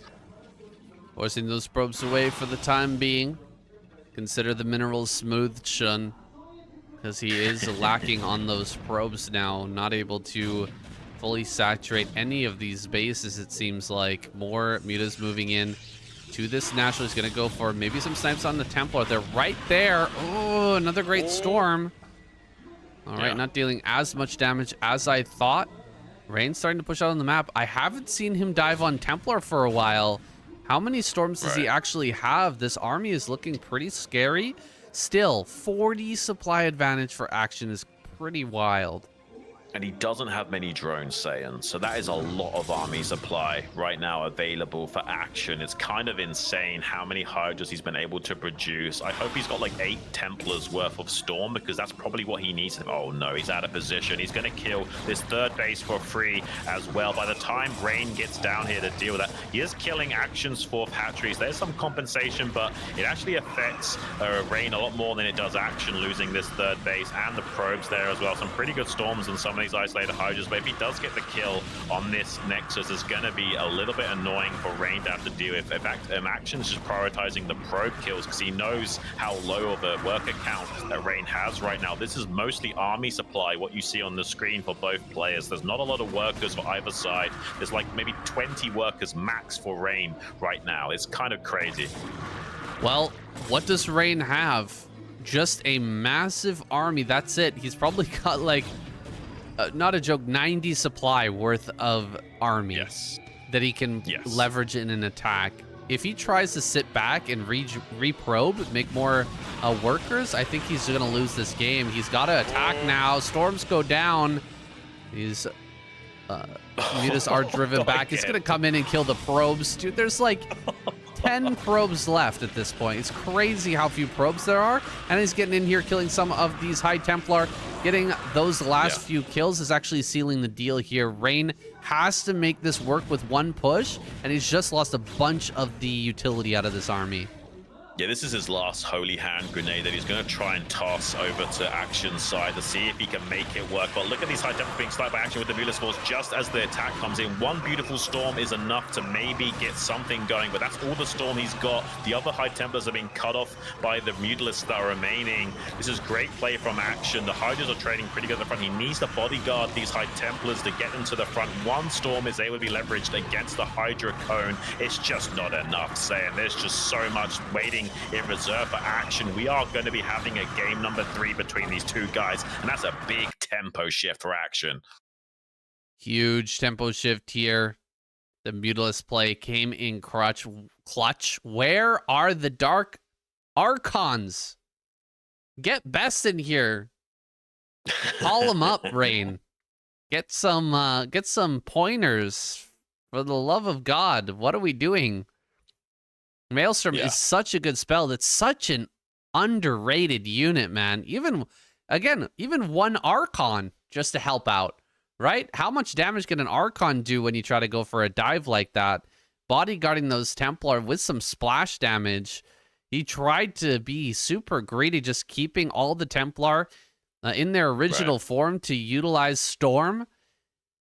It's a shame to see Rain go down like that, but really doesn't seem to be adapting to this meta.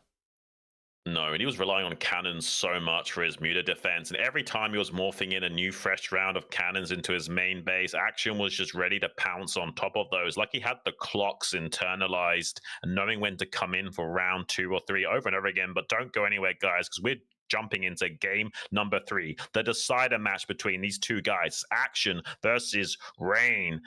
What is the map going to be? It's going to be Pole Star for our decider map, saying.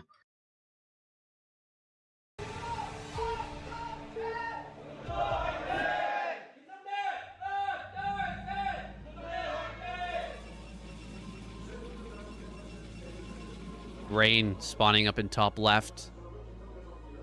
Action down here in bottom left. He's managed to give himself a little life in this series. Take back some of this momentum once again here on this massive final map. Polestar, will he be able to get into that late game and play the way he wants to, or will Rain seize the initiative and force Action to dance to his beats? Well, it's a pretty insane map. I mean, it's a 16 base map if you don't include the minerals in the center even. Usually you don't see maps that big anymore. It's somewhere between like 12 and 14 seems to be the more magic number. 14 is a good hybrid blend of like not too much, not too little. Some of these maps though with 16 bases are just absolute macro monster potential for these guys to try and exploit, especially with this easy to defend third gas. So maybe we'll see a very long game from these two here. 9 pool. Oh wait, overpool, excuse me. Yeah, overpool. Overpool on the way here for Action. He's going to get some early lings out, make sure he doesn't get cannoned out of this game or anything like that. Very standard build gives him options to deal with pretty much everything. So I'm glad to see Action go with this more middle of the road build here. Rain will try to take advantage of this by getting his Nexus down as quickly as possible, though. Yeah, it won't be a Nexus first. It'll be just a normal standard 13 Forge, and then you take your Nexus here. And depending on if you can get some slowdown with the Probe Scout, you could get Gateway and then Cannon, but I imagine he's going to Cannon then Gateway just because this Overlord will scout him first, and Action could potentially make a lot more than just 1 or 2 pairs of links here. Just the 1 pair of links for now. Action shoving this away. No Gateway before Cannon. Rain also being a little bit cautious. Both players' tournament life on the line. All down to this best of 1. You don't want to get caught being just a tiny bit greedy and lose in the first 5 minutes of the game. Right. I mean, it's possible that he just made 6 slings there, and the cannon may have been just barely too late to stop it. You would have had to pull probes to block that up. It's not likely to happen, but when your tournament life is on the line, it's sometimes better just to be a little bit safe, knowing that he will scout you early and potentially could punish you. So I do like this decision making from both sides, not leaving much up to chance here. We might be seeing a nice macro game on our hands. Oh, he throws down the den. This probe is going to maybe see this as well. He can potentially catch this probe before he spots it. But, I mean, that's a lot of confidence just to throw down the den, even though you know there's a chance of them scouting it. Even if he does see it, he can still turn it into a fake. It's not the end of the world. But if he can keep this probe from scouting it, that's going to be huge, Saiyan. I mean, that's a tall order, but so far he's doing a really good job keeping on top of this probe, forcing it down the ramp. There we go. He gets it down the ramp. That's big. Preventing that from scouting. Yeah. Rain actually going to go check this third. He's going to have to rely on checking this natural and third for drone saturation. You can still tell it's a 973 if you only see 3 drones mining at the third base in a few moments here and no additional drones coming out. Needs to figure that out, because if he doesn't know this is coming, he has to place a lot of hedge your bets cannons. And if he doesn't decide to do that and throw down the cannon before his Corsair can confirm, he might just straight up die. Wants to now put on pressure with this first Zealot, not to do damage, but actually just to figure out what's going on. This Zealot is more to just do some scouting as well as put on a little bit of pressure. Looks like you'll get back into the natural confirm. No layer. Oh, no. Oh. Okay. Does get pushed back there. Zealot actually going to go back home after seeing the link count. I thought he would be a little bit more aggressive trying to figure out what's going on here. I guess he's content. Maybe just not seeing the layer is good enough for Rain. He's going to add some extra cannons. Is he going to add these extra cannons, though? Okay. Hydra's coming up now. Cannons immediately get added. That probe being very important.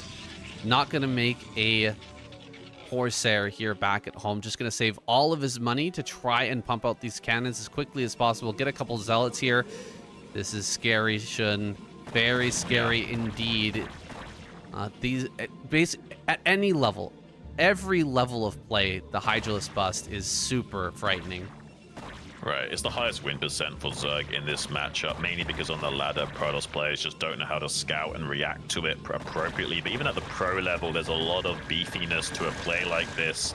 It does put on a lot of pressure to the Protoss player to respond not only correctly, but not overcommit to this defense. You make too many cannons and suddenly it's a fake Hydra bust and they're transitioning and you just don't have enough gateways to come out onto the map and do some counter pressure later on. For the time being, this doesn't seem too committed from Action. It's like he's just trying to set himself up for killing this Forge. It is a horizontal opening, which is easier to bust because of how the buildings are wider than they are taller, so you can get in here and snipe off this gateway and Forge exceptionally quickly. You can see there, cannon at the bottom. Could have been placed a little bit further, 1 hex to the right, and that would have prevented the Hydras from attacking that Forge, at least without killing that cannon first. But he placed it slightly further back, and he wasn't able to save his +1. Oh, the catch on the Corsair. Really important there. Right. Dealing some damage to that. You can bring more Hydras to the front. And also slow down. Oh gosh, more Hydras being made here. He's gonna go for a pre-bust timing. He's gonna, or pre-storm timing, excuse me, pre-storm bust. Yeah. Uh-oh, this is looking pretty scary. Diving forward now. Actually gonna dive on top of some of these cannons. He's actually gonna focus down the Zealots here first. Probes have to be pulled. This is very serious stuff here. Rain actually slowing this down enough, and he kills the Overlord. That's pretty big. That's pretty big. Yeah, losing the Overlord there is a little bit problematic here for Action. He can't now make more Hydras or drones, and he actually probably wanted to drone behind that. He just wanted to see if he can snipe some probes, see if he can make Rain panic a little bit there, but that actually went at Rain's way with that committal overall, especially getting that supply block as a bit of compensation. He can't quite drone up heavily right now, has to throw down another macro hatchery and go up to 6-hatch Hydra production. Hasn't taken his second gas or third gas yet, so it does make me think like this is more of a 6-hatch Hydra than an krrrzzz type play. Gonna come out, possibly catch this Hydra, just getting that kill. Pretty annoying here, Action. He's gonna move out with a pretty sizable group of Hydras. You can actually take this fight. Uh-oh. Almost losing some of these Zealots. More Hydras being made right now. Action's been able to walk that fine line pretty well. After killing the Forge, he's able to really get his hatchery production online. This is one of the smoother transitions I've ever seen out of a Zerg player. With that many Hydras being made, he really has pumped up a lot of drones behind and this. And he lost the Overlord supply blocking him, right? For sure. It's pretty impressive. Yeah, really good stuff here from him. We see a pretty early robo timing from Rain. He's just wanting to preempt getting contained here. Wants to make sure an observer can get out as soon as possible in case it is going to be a lurker follow-up from Action. He could just race ahead into that lurker aspect tech and set up a really powerful contain with how much these Zealots have been softened up. It would be difficult to stop a contain like that going on. There's the Dark Archon. So he is in the loop, saying he just like decided not to do it the other time, I guess. It's funny because probably not going to be a Mutalisk play this time. We'll see. Yeah, exactly. Maybe he does. Maybe he does again. I don't see a... Okay, there's the Spire and the Natural. Let's see if he commits a bunch of money into building this, but that Dark Archon, I mean, it's still useful even if they don't go for Mutalisk. I love to see it. I actually want to see Protoss players make more of them. They're oftentimes only making the one, and once that gets sniped, they just never make another one, and a lot of Zerg players will just take that as a cue to just make a bunch of mutas. Right. It's just how long it takes to build the energy up. You're waiting a good minute or so for that energy to tick up. So if you do make the second Dark Archon a little bit too slow, the mutas will still come in and punish you anyway. So you really have to have the timings down. And he's going for those mutas play. So he actually might be getting value out of this Dark Archon here. Not enough energy on that just yet. Needs to wait a little bit longer, and he's going to spread mutas and go inside the main. Does he see the Dark Archon there? Not quite. Not quite having the vision there. Really important that you actually see that as soon as possible. If you're able to pick up on that, then player like Action will only send 3 to 5 mutas at a time in and just hold back the remainder. Bait out that Maelstrom and then come in for the Templar snipes and get all that damage done. Is already mining here on a 4th base. Pretty quickly, Action is growing into this late game. He's just going to shark around with these mutas, look for that incoming 3rd base from Rain. It does seem like he's actually switched over into lurker production, though. Not going to fully commit into Mutalisk play like he did last time.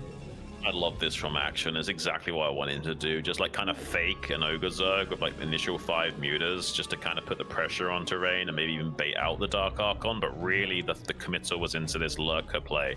And he is going to be transitioning straight into 4 gases as well. And we don't have a 3rd base yet started for Rain. Maybe in a few beats here he'll send a probe to build. I think he's just doing that now. There's that probe. Does have a Maelstrom available to him to come out onto the map and put some pressure onto Action. But with the amount of lurkers that have been made, he can probably easily hold the line against this force of Rain. 3rd base on the way behind this push. Gonna hit a swift timing here with 1 Maelstrom available. Does he have enough observers with this force? Only see the 1 so far. Action likely gonna have some Scourge with this, he's still got that Mutalisk force as well. 5 Mutas will kill an Observer exceedingly fast. Only 2 Observers are available for the time being. A little counterattack force moving along the side here. Action could slip in and kill that 3rd base with Rain kind of unawares at this moment. Pushing in towards this 4th base location. Kind of a bit spread right now. Action doesn't have the fodder with this army. Where are all the units to actually hold on top of these lurkers? He's okay. That's a pretty nice maelstrom, but only 5 mutas get taken out by that. Not the worst thing in the world. Action baiting that out, and he actually pulls back this army somehow with this counterattacking force hitting from behind. He's managed to at least delay this push long enough to get more forces out into position. Yeah, this auxiliary force is kind of putting a bit of a thorn in Rain's side. He's worried about a counterattack as well as a wraparound surround. If he doesn't commit fully to attacking, suddenly he could find himself completely engulfed. Needs to be very tentative with how he lays siege to the Zerg. That's why you see him on this low ground transition, attacking from here to prevent a strong surround from Action. Now going to be pushing up onto that high ground and trying to force Action into a choke point if he wants to come in here and clear up this army. It's a pretty nice tactical decision from Rain. Does he have enough forces to make it work? Action now starting to try and set up that surround, but it's hard to pincer this location. It's a very difficult location to attack into as Zerg once the Protoss find themselves entrenched. Another beautiful Maelstrom coming out to shut down some of those Hydras from finding good surface area damage, but he will get this army surrounded and cleaned up still. All right, Action bringing out his macro, finally getting this surrounded, actually cleaning up everything what Rain was trying to prevent from by hitting that side. Moving over to that right-hand side actually comes to pass anyway. Action completely surrounds and kills him. He's looking to be in a fantastic spot now. He didn't lose too many drones over at that base. We didn't see a storm go down on that drone line. Action didn't even have to pull the drones away there. Just keeps on mining and completely surrounds and kills that. Now Action can get into his game. You're in Action's time now. You're in Action spot now. This guy is crazy strong from a position like this. Yeah, the future is Action time. Action is definitely coming, saying this is insane. Like, he's going to be macroing on all cylinders and getting the Defilers out soon. Plague will be in a couple of minutes away from really starting to just demolish Rain. He might even need the Plague, to be honest with you. He's got such a strong force that he might even get on top of Rain as he's trying to take this 4th base right now. He's doing a beautiful job of avoiding the storms with his lurkers and only borrowing them when they're in good positions and not trying to take too much damage from those storms while he does maneuver his army around. That's some pretty good Sonic Storm blanketing, though. Does a good job of keeping the Zerg at bay for the time being.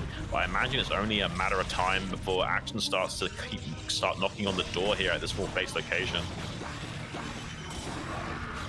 Yeah, he is really starting to push closer and closer, getting in between these bases, and it's like Rain finally gonna pull the trigger in fighting this, but he's letting a lot of the Zealots just kind of run forward into the Lurker Spines. So many of them are dying here. There's really not enough left over. The Dragoon count is not high enough to push through this, and so letting that army just push in, I mean, Rain is gonna get completely split here. Yeah. Just a small contingent of army on this high ground, and lurkers in between both bases is going to be really hard to break.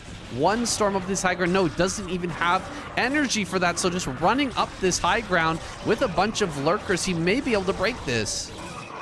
It's going to be tough with the high ground advantage for Rain to work with, but he is Action is driving a wedge between the 4th base and the 3rd base, trying to prevent reinforcements from getting over here to defend. Rain's going to have to sally out and try and help these defenders hold the line against the Zerg. He will be able to be successful in doing so, but behind this, Action is soon going to have Plague online at 5th base as well.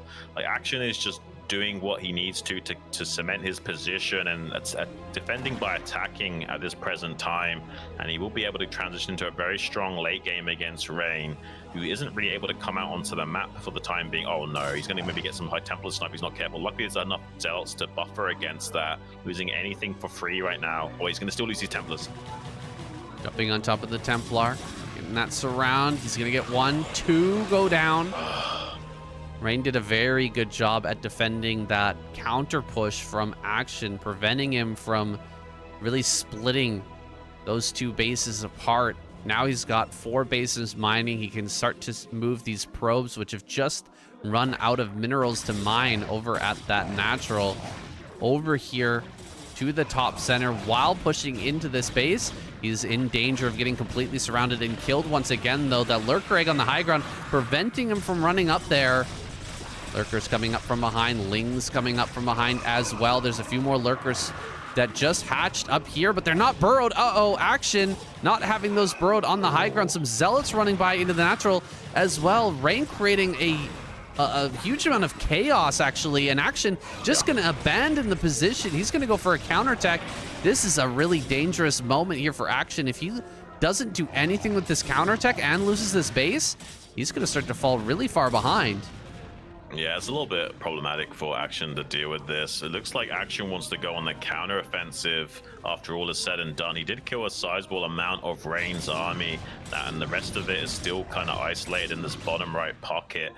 Action needs to make sure that a 5th base doesn't ever get seized from Rain. If he can just contain him on this 2 base worth of economy, he's going to be feeling great right now. The main and natural are mined out still. So as long as Action can get 1 additional base online and just stop any further bases from Rain coming up, he's still going to be feeling okay about this spot. But it is pretty annoying that we've got this auxiliary force of Rain in the bottom right, preventing any expansions from being taken there for the time being. Actually going to take this high ground. Looks like he has to back away from that spot. Rain going to come out down onto this bottom, this low ground here, bottom right, starting to surround the army. Kind of an inverse of what we usually see. It's generally the Protoss getting surrounded, but the Zerg here might actually end up in that position. Some Zealots making their way onto that extra base. That mineral only going to be starting to be taken. Some big storms here as well. Not able to utilize this Dark Swarm just yet. Finally throws that down, but only 1 lurker to place under that, and it immediately gets stormed to death. Rain is taking such a big advantage now, starting to push forward further and further. His supply overall 30 ahead of Action. Can he actually push into the spot? Another great storm there. My goodness. Killing about 10 Lings with 1 storm. Very cost efficient for Rain. Putting himself back into this position. Uh-oh, this position that he was completely surrounded and killed in earlier. Are we going to see history repeat itself here, Xun? No, not quite. He's going to tuck tail and run while he still can, saying he is going to run out of gas soon in this game if he can't make a play soon. He's doing great so far, but now the macro of Action's really going to kick into high gear. This 5th base didn't get sniped by that little Zealot squad on the western threshold there. So I don't know, man. I actually feel like Action's still going to win this game. Rain did a really good job of putting on some pressure here, but I imagine the macro cylinders of Action are going to be churning just a little bit too much for Rain to keep up with. It seems like there's a fighting chance for Rain still, but he hasn't got another base set up. It's a shame he didn't send a probe over to top right. While he was on that attack, start to put cannons up there. Maybe he could be throwing down a Nexus on that high ground right now. He's got the money to do so, but he hasn't moved anything over there to secure that position. Looks like he's sending a probe over to that location now. As he pushes in towards this fresh base from Action, can he actually get in here and trade efficiently? If he gets a storm on that ramp right there, it's going to be very hard for Action to reinforce this. A big plague on a lot of Zealots at this front line. Action is funneling up this tiny little ramp, though. Oh boy, he is going to lose this hatchery. Yeah, getting a bunch of those drones. Man, Rain, is this going to swing back to Rain now? It could. If Action doesn't cut off this army and cut off the head of the snake, so to speak, he is actually containing this army, though, into this pocket with these lurkers wrapping around the back. So Action can't let this base go up in the top right, though. He's scouted that. He's sending a counterattack force up there now. He's still technically doing okay in this game, is Action, but he can't afford to let Protoss get up a single additional base. This game state is only tenable if we stop the Protoss from expanding or kill bases. I think he's going for the kill base option. Tries to come to 12 o'clock right now and see if he can kill some of these probes and Nexus and limit the economic prowess of Rain to keep churning out these armies. There is a Nexus coming up in the top right. Action will try and get a Defiler up there as well as some additional units to see if he can kill that. Rain is trying to desperately get some forces up here in his top right quadrant of the map to defend that. Nexus in the 12 has gone down. Looks like these cracklings will have enough DPS potential to kill that Nexus in the top right before the units can get in to defend it. So I still think Action's in a great state. This is such a battle, so much back and forth here. Yeah. Action gets that base over in top right. Top center is gone. One base mining right now for Rain. He is really struggling, but everything's starting to mine out for Action as well. Main base, natural. Third is running very low. Action going to be on one base economy himself here soon, as if he can't get this base in bottom right up. In a matter of moments. Rain gonna expand over here to center left, but can he actually save that? He has to cancel. He needs to attack behind, or take an expansion behind to push, I think. Do both at the same time, because he can't leave a force back at home if he actually wants to break anything. Right, I mean, Action is technically drying up right now. He's desperate to get this hatchery off in the bottom right.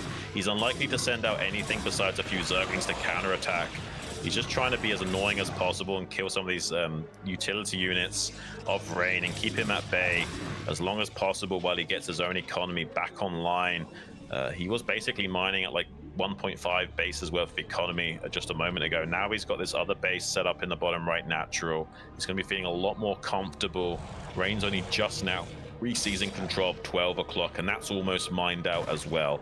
So the game state is still a little bit favoring Action, but Rain has a fighting chance. We get a play going here. Nope, just going to drop that Dark Swarm. Hasn't been able to get too many great plagues, but they have come in clutch a couple of times to actually save himself. He's coming in with a flank now. Bunch of Lings over here, looking for some snipes. Maybe he can get some Templar at the back end of this fight. Catching a few of those. Looks like he gets 1 or 2 Templar pushing into this. Rain gonna gamble it all on the fact that he could maybe break this base. Hardly any Zealots in this, and there's a bunch of Archons under Dark Swarm. I don't see Rain breaking through, but he's gonna try and make it anyway. He has to fall back here, pushed all the way up this map. Rain will retreat for the time being, and another base is finally online for Action. He's gonna be on 2 base mining here in a moment, but at least he's got that. Yeah, he's going to try and see if he can break through under Dark Swarm. There's a wraparound of a couple of Lurkers and Zerglings cutting off the path of retreat for these Protoss units, though. That might be the last blow that Rain can bear to stomach before he's really going to have to think about tapping out of this game. I don't think there's enough infantry left remaining for him to have hopes of either countering what Action is doing or securing his own 5th base anymore. His lips are parting. I think he's starting to realize, hang on a minute, I don't think I have enough juice to make this work. I'm going to try again, but it might be just slightly too much for Action. His army is slightly out of position, but he's got it waiting on the western flank. As soon as Rain comes in, he's going to start to wrap around on the left side here with some additional forces and try and split up against the Storms and trade as effectively as possible. He's doing a great job of trading effectively in Zerg versus Protoss. It's so hard to be cost efficient in this matchup. Action's done a pretty good job of it this game. Another beautiful play coming down to soften up these Zealot reinforcements. There's hardly anything left remaining here, but there's no Dragoons to kill these Lurkers on as well, so you can't really push against these Lurkers with a Dark Swarm available either.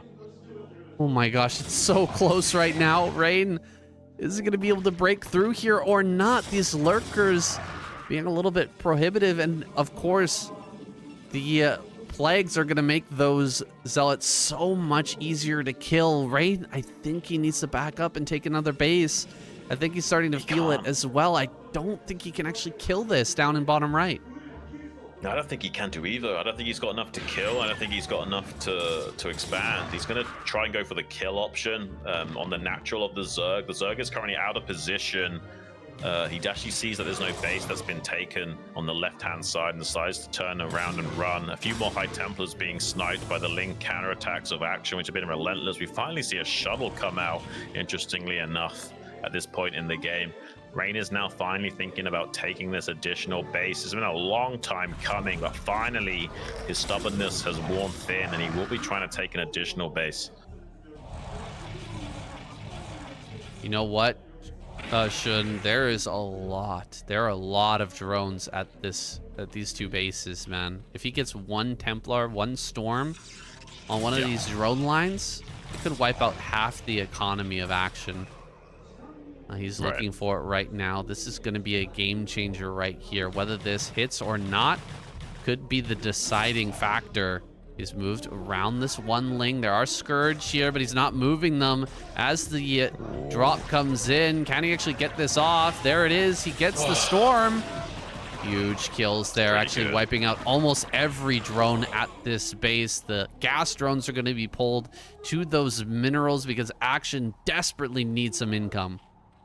Yeah, he's got some good scouting intel of where this army's moving, though, so we'll be able to set up some reinforcements as well as some counterattacks coming out to shut down this base going up. That's so annoying. Rain is turning around for it. There is barely enough DPS to kill this Nexus in time. He won't be able to save this. Okay, he did get the cancel, though. I was watching the minerals there like a hawk. He does at least retain that money so he can try to rebuild that and protect it. DT sneaking in. No way. No way. Is this how this is going to end? Action not paying attention. Oh no, this is rough. 8, He's not going to know this for so long. 10. He's too distracted elsewhere, say. There's no way. He's not even like going to look back at that base to macro in most situations, so there's no reason to even look there until he notices on the map that there's no dots mining. This is crazy. The Overlord's not even in position to scout properly here, so he can come down into the bottom right, maybe kill a drone down there as well. There's a little bit of comeback potential for Rain in this game. What a crazy Protoss versus Zerg we've got to finish off the series and the group stages. I mean, we couldn't have asked for more, Sam. My gosh, nothing hurts more than looking back at your base here as Action and realizing that every drone has been killed by a single unit. Not even getting a notification that any damage is being taken. Rain is going to start to mine over here. Top right, that DT, looking for even more kills. Looks like he's going to get them too. Oh, that's a 33 kill Archon we see as well. Oh, look at this Dark Templar. That's a 21 kill Dark Templar. You hate to see it as a Zerg guy, but really props to Rain for trying to make a game out of it. It is a most difficult situation to trade cost efficiently in as Action, and unfortunately, like, these Dark Templars are doing way too much heavy lifting. That's like 25, 26 drone kills before finally cleaning that up. That might be the one saving grace of Rain in this game. He can just expand to the top right, split the map in half, and try and take this game to the distance and make it very difficult for Action to trade him out. Action's moving up along this vertical axis. He's gonna try and get in here. Put some lurkers forward and get in between these bases. So many good storms coming down here. This might be the tap out moment, guys. 66 supply left for Action. This is crazy. He's half the supply of Rain. So much drone damage has been done. The storms, the DTs, it's all taken its toll here. And Action, his macro engine is starting to stall out. Rain just gonna back up to these cannons, and I'm not sure that he can push in any farther. Lurker gets under Darkstorm, which is nice, but I mean, these storms are just endless. So many storms coming out here from Rain to just keep denying this, and that's 4 Archons and a bunch of cannons, man. You're not gonna break that with just crackling. Yeah, it's kind of wild. I think he's going to tap out. This is absolutely insane that we've been able to see a game of this caliber. GG is finally called. His head falls to the desk. Action can't believe it. Neither can Rain. Rain is like, how did I win this game? That was an emotional roller coaster, both as players and viewers, I imagine. It certainly was for us here in the casting booth. Action just slumping in his chair. Like, how did I throw that game? Just one Dark Templar spelt disaster for him. When all's said and done, a sneaky DT is all you need to get your spot in the round of 8, it seems. One sneaky DT away from a victory for Action. Oh my goodness, Xun. It's crazy. It really can happen to anybody. When you're that far spread as a Zerg player, you've got that many bases to macro from. One single DT slipping in, it does not trigger any sort of alert, and you're dealing with attacks from every angle from the Protoss player. It's really sad to see action go out like that, but we're gonna get a replay of just the DT. All right. A day in the life for a DT. Let's check it out. I mean, just imagine like walking through the enemy lines like this without a care in the world. Warp blade at your side, little cloak, little invisible man confidence, and there's nothing here to stop you from ravaging this. There's no alerts to tip him off that this is happening. If a unit dies in one shot, guys, as you know, there's just no way of telling this is even happening until it hits a building or something. Unless you see on the mini-map yourself and can detect it. There was an animation there where you almost swiped at the gas for just a split second, and you managed to cancel that from happening to make sure there was no information being given to action this was transpiring. And that overlord at the natural was also slightly out of position to allow it to sneak past enemy lines even further and wait for a drone transfer here. Just crazy that this game came down to this Dark Templar doing all this damage. Well, he's been playing a lot of League lately, right? Maybe that's his hero unit right there. Getting all those kills. Good God, look at this transfer as well, and immediately goes to work on it. Getting so many kills here. It's a pretty strong ultimate ability, saying just go through to the round of 8. Just push that R key. Somebody in the chat says it's like Frodo walking through Mordor. Yes, he's got the ring on. He just completely invisible and totally overpowered. Runs right into the main base, kills everything. 25 kills, man. Yeah, crazy. No Eagle's gonna get him out of there. He does die for the cause, but he dies a hero. Bringing Rain to the round of 8. Carrying a very heavy load there, yeah. Hey, I want a unit that can just sneak past all my enemies' units and kill like 30 workers. Where's my unit that does that, huh, Sam? Yeah, let me just take one unit, right-click it into their base on the other side of the map, and then have it kill every single drone. That's pretty crazy. I mean, Rain can't even really be that happy about this win, to be honest with you. That was about as close as it can get. He's probably a little bit rattled with how close it was that he got knocked out. He was not expecting to have this hard of a time in the group stage, especially against the likes of Action, who hasn't been performing at his best lately. Oh, that's for sure. Action has been looking very shaky. Especially in his first game versus Rain. Rain ended up having to beat Action 3 times today in order to go through to the round of 8. But that last game was definitely the closest. Good gosh. It's kind of crazy, guys. I can't even wait to join you back here tomorrow, saying, and bring these guys some more insane action. Group D, the group of death, is going to be insane as well. We just spoiled for choice here in the ASL and the StarCraft scene in general. There's just so many great games to bring you guys. Wow, I had no idea how this was going to go, but shouldn't you twisted my arm and made me predict what was going to happen, and I predicted Rain and Zero. What a stroke of luck. I have no confidence in my ability to predict tomorrow, though, even after getting this lucky. Well, if you had to, I had to twist your arm, saying, what would you say tomorrow? Ocean. I had to. Ocean. Don't do this to me. I'll give you my predictions tomorrow. Who are you picking? Oh, okay. Who are you picking? I'm picking... I'm going to say Hero and Snow. There you go. Hero Snow?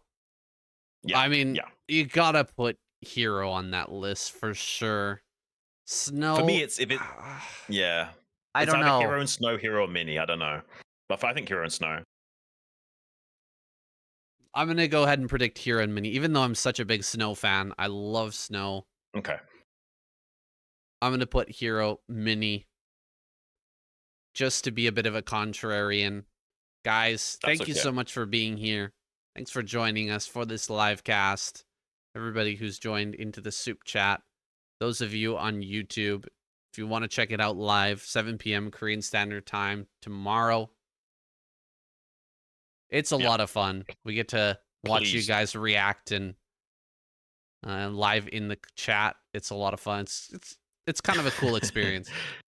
Yeah, please don't miss that, guys. We certainly aren't. We're looking forward to it. Like, it's like I feel like a kid at Christmas getting to open my presents early or something. It really is amazing showing up to Cast ASL for you guys. We really do appreciate all of your support. Please check out that Patreon page and throw a few dollar our way if you can. It does make all the difference. We might be able to stay here for quite some years bringing you these casts, and we hope the scene remains strong for many years to come as a retro RTS. Thank you so much for joining us here today. I've been Xun. With me, Saiyan. We'll be joining you back tomorrow for another crazy group of death.